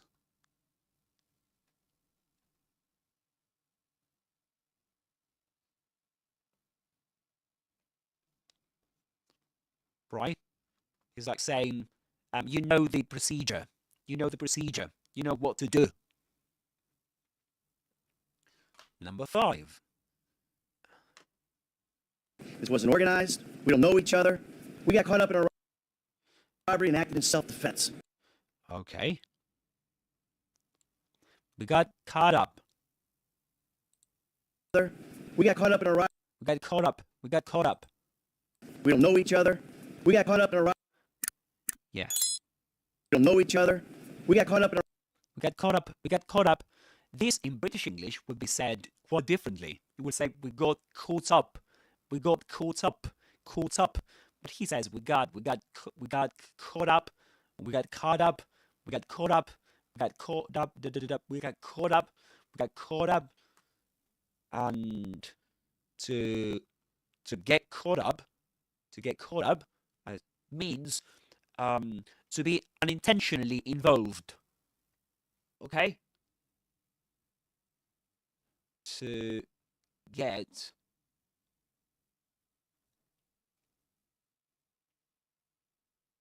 caught up in something means to be unintentionally involved.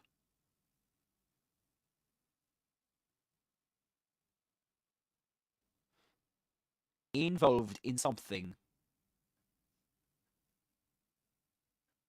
Yeah, that's what he means. Very good. And to give you an example, you might say, I got caught up in the drama at work. Example.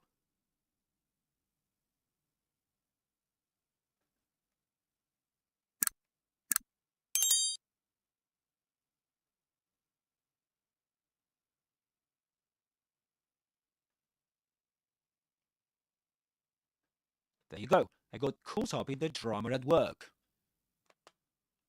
You know, you got unintentionally involved. I mean, you didn't want to get caught up in the drama, to be involved in that drama, in those problems at work. But it's like you didn't have any choice but to get involved in them. Okay, so let's continue. A robbery and acted in self-defense. It's not going to be an issue because everything's going to go just fine. Yeah, very good. The alarm system is easy. Now, if I didn't need to be running things, I could have it offline myself. No problem, but you should be able to get us a pretty decent window. Okay, a pretty decent window. Pretty decent window.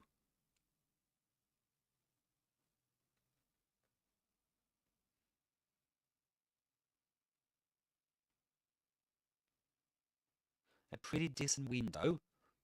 Decent here means good enough or reasonable.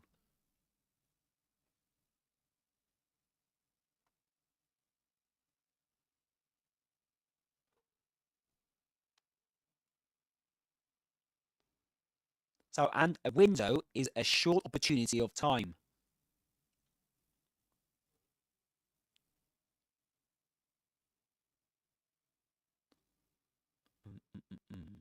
A short opportunity.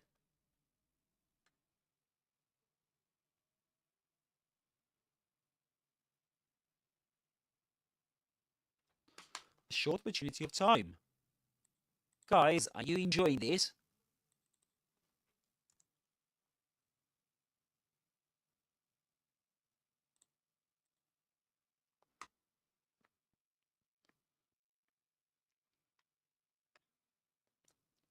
Any comments, guys? Do drop them below. And don't forget to subscribe to my channel to support more to support this content and support the channel.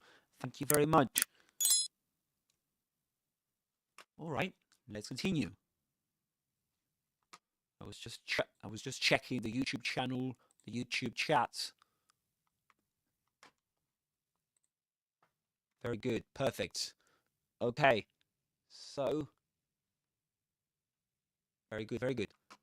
All right, let's continue. We've got the next one. The next one, let me play the video clip. How decent depends on the job you do. Now, once it's down, you signal Michael, he makes the call.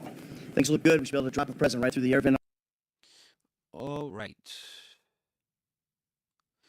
Drop a present. Drop a present. So in this case, in American English, you will usually hear drop a present, drop a present. But in British English, you'll hear drop a present, drop a present, drop a present, rather than drop a present, drop a present. Which means this is slang for throwing in some gas or a bomb, you know.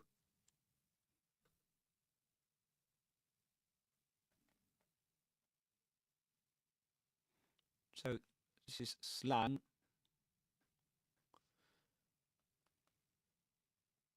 to throw in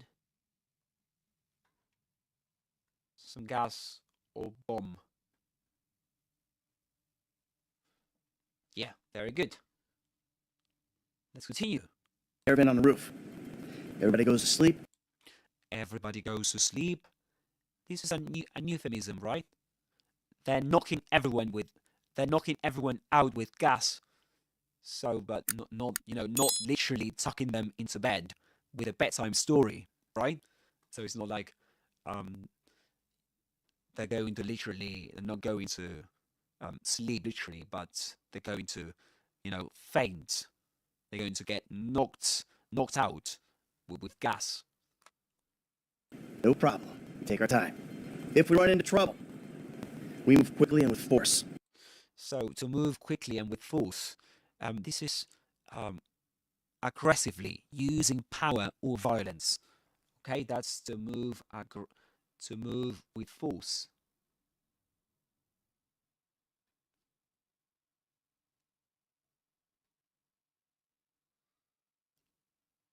Yeah, so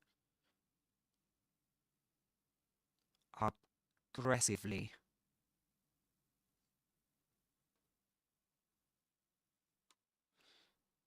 Using power or violence. Yeah, there we go. Perfect.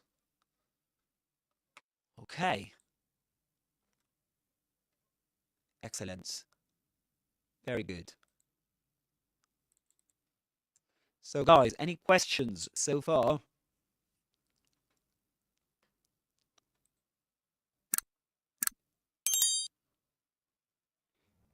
Just checking the chat. Very good, perfect. Okay, so now let's continue. Let's continue a bit more. Just stop. Let me have something to eat because I'm starving.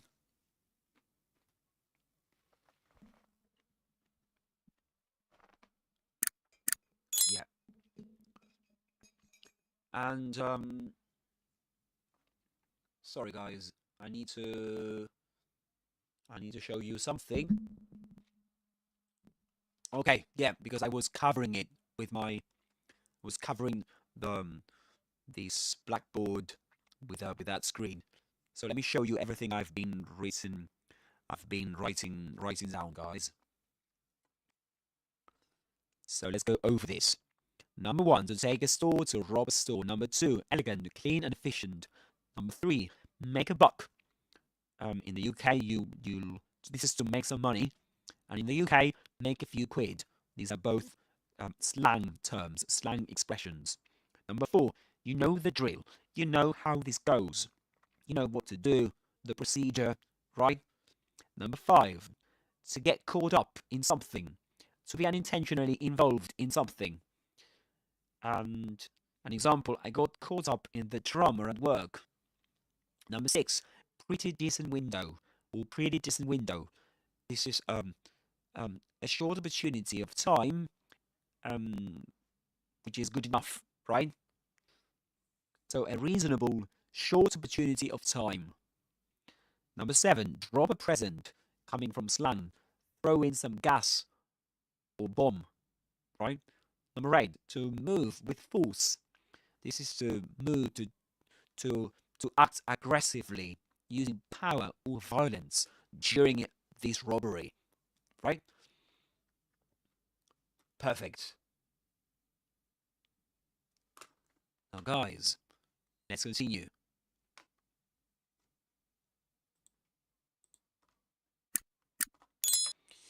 So, in terms of grammar, let me tell you something.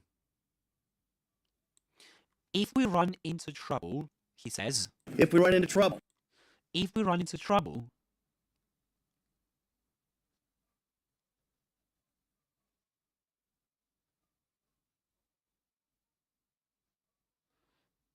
we move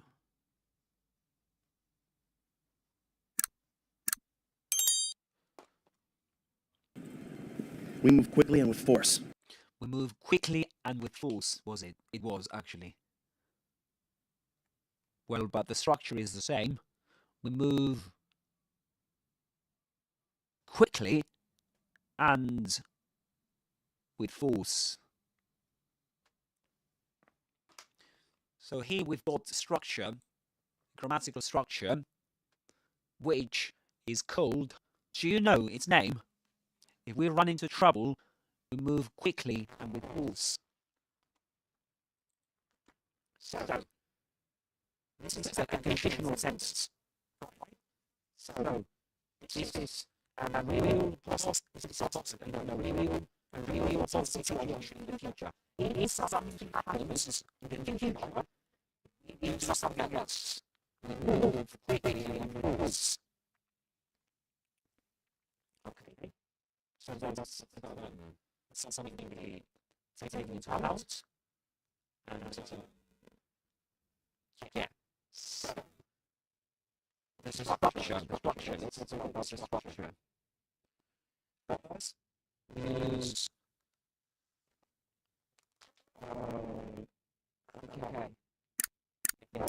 If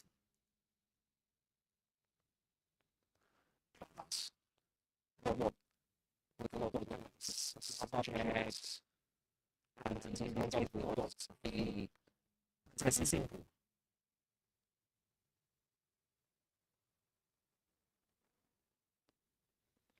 The process is simple.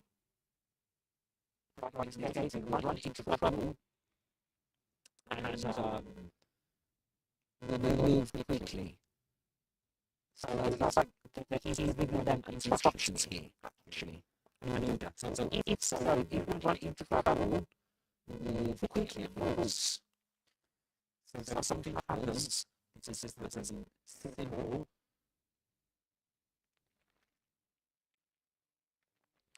And we see the case was move quickly and because sentence again.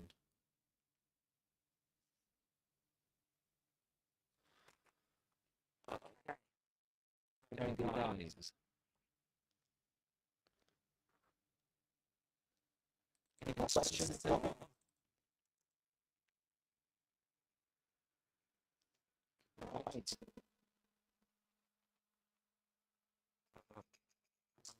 Guys, something. What about you guys? What are you doing right now? It's something. You read something. I think I should grab a cup of tea. You know. So what do you think about this game?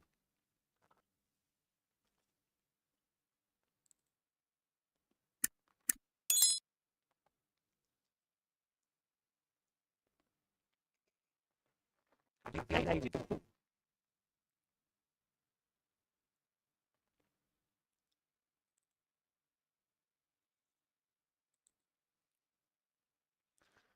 If you have, to me, I know. Okay, so let's continue. Right,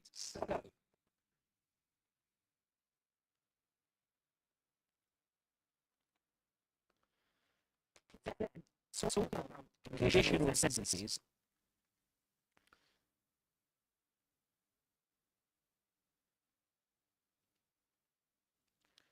this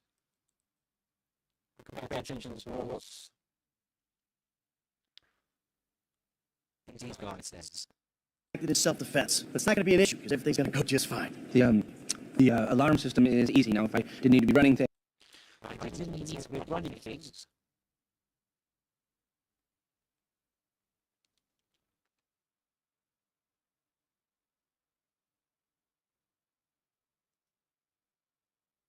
I didn't need to be running things.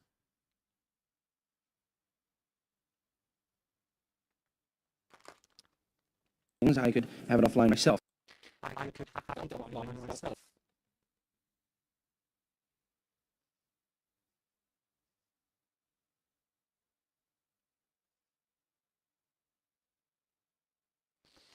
So, in this case, this is if I didn't need to be running things.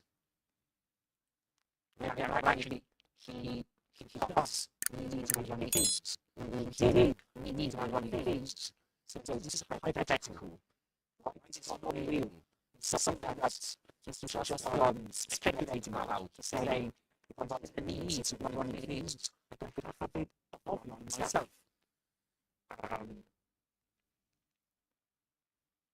If I didn't need to be running things, I could have it offline myself. But it's interesting that these two hypothetical situations do they refer to the past, the present, or the future, guys? If I didn't need to be running things, I could have it offline myself. What do you think? I didn't need to be running things, I could have it offline myself. So this is all hypothetical. Because he needs to be running things, and as that was the case, he couldn't have it offline himself. So it's like the second issue.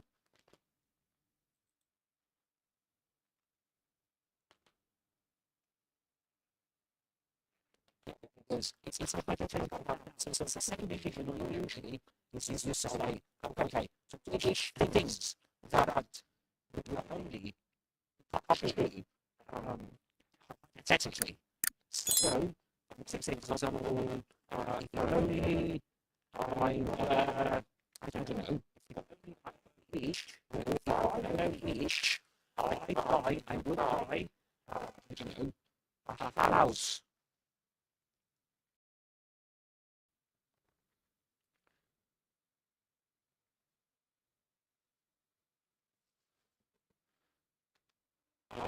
Alright, this is the I would.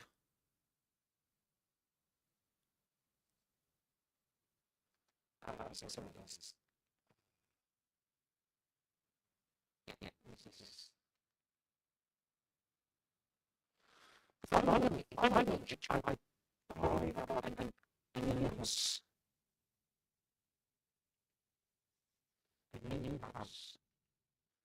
So what I'm trying to illustrate is that this is all it's also like this is hypothetical situations presented by sometimes in sense. If I'm reached, I'm not reached. At the moment, I would buy a new house. But because of that, as I'm not reached, I can't buy.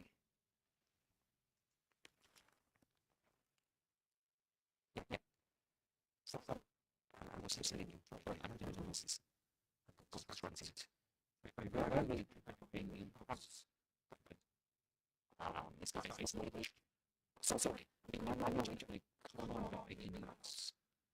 In this sense, taking it from the from what I am, I don't really need to be on the beasts. He did. Actually, he does. He needs to be on the beasts. in a game. That's present. I didn't need to run feelings. Now, looking to the past, I couldn't have it on myself. I couldn't have it on myself. And I wouldn't be able to do this. And usually it's a second edition. It's a second edition.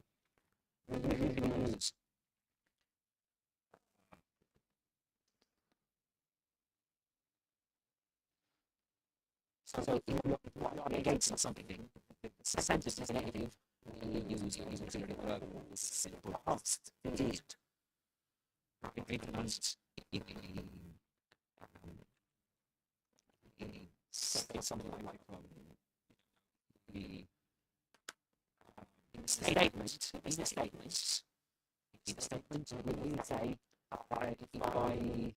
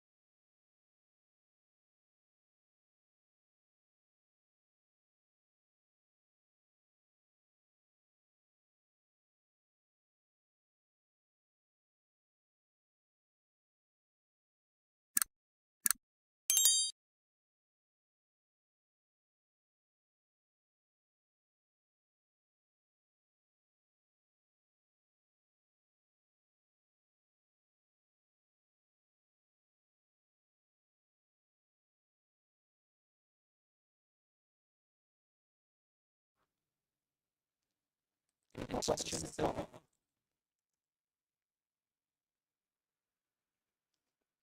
Right. Start off, guys. Something. How about you guys? What are you doing right now? Are you doing something? Are you doing something? I should grab a cup of tea. You know? So what do you think about this game?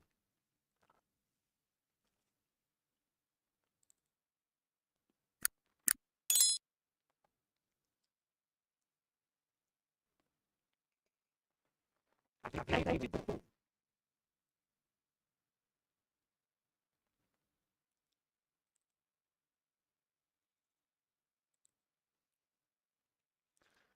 If you have, do you know? Okay, so let's continue.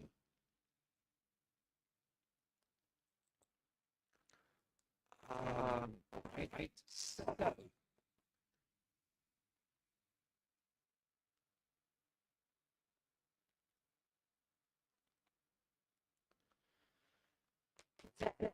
so so talking about conditional sentences.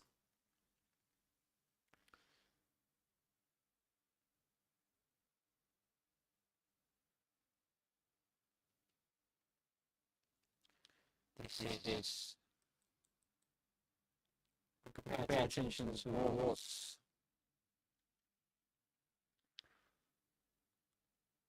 these guys says.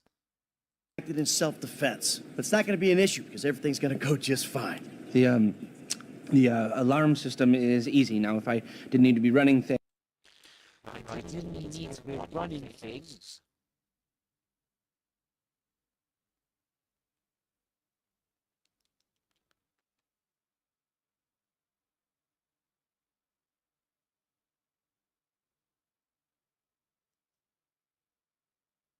I didn't need to be running things.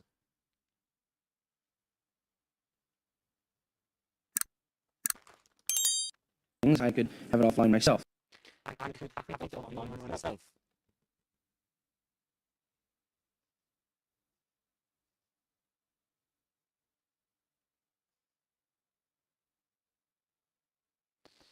So, in this case, this is if I didn't need to be running things. Yeah, actually, he does need to be running things. We need to be running things. So this is hypothetical. It's not real. It's not something that's just speculating about, saying, I didn't need to be running things. I could have it offline myself.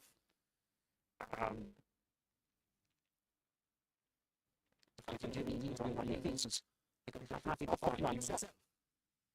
But it's interesting that these two hypothetical situations do they refer to the past, the present, or the future tense?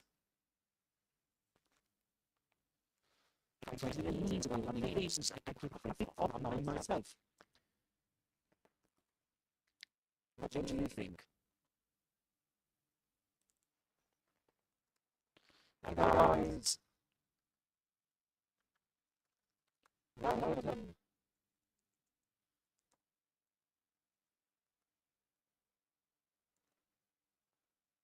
If you're not really reading, what to do is not reading. I didn't need to write things, I could put it myself. So this is all hypothetical. Because he didn't need to write things.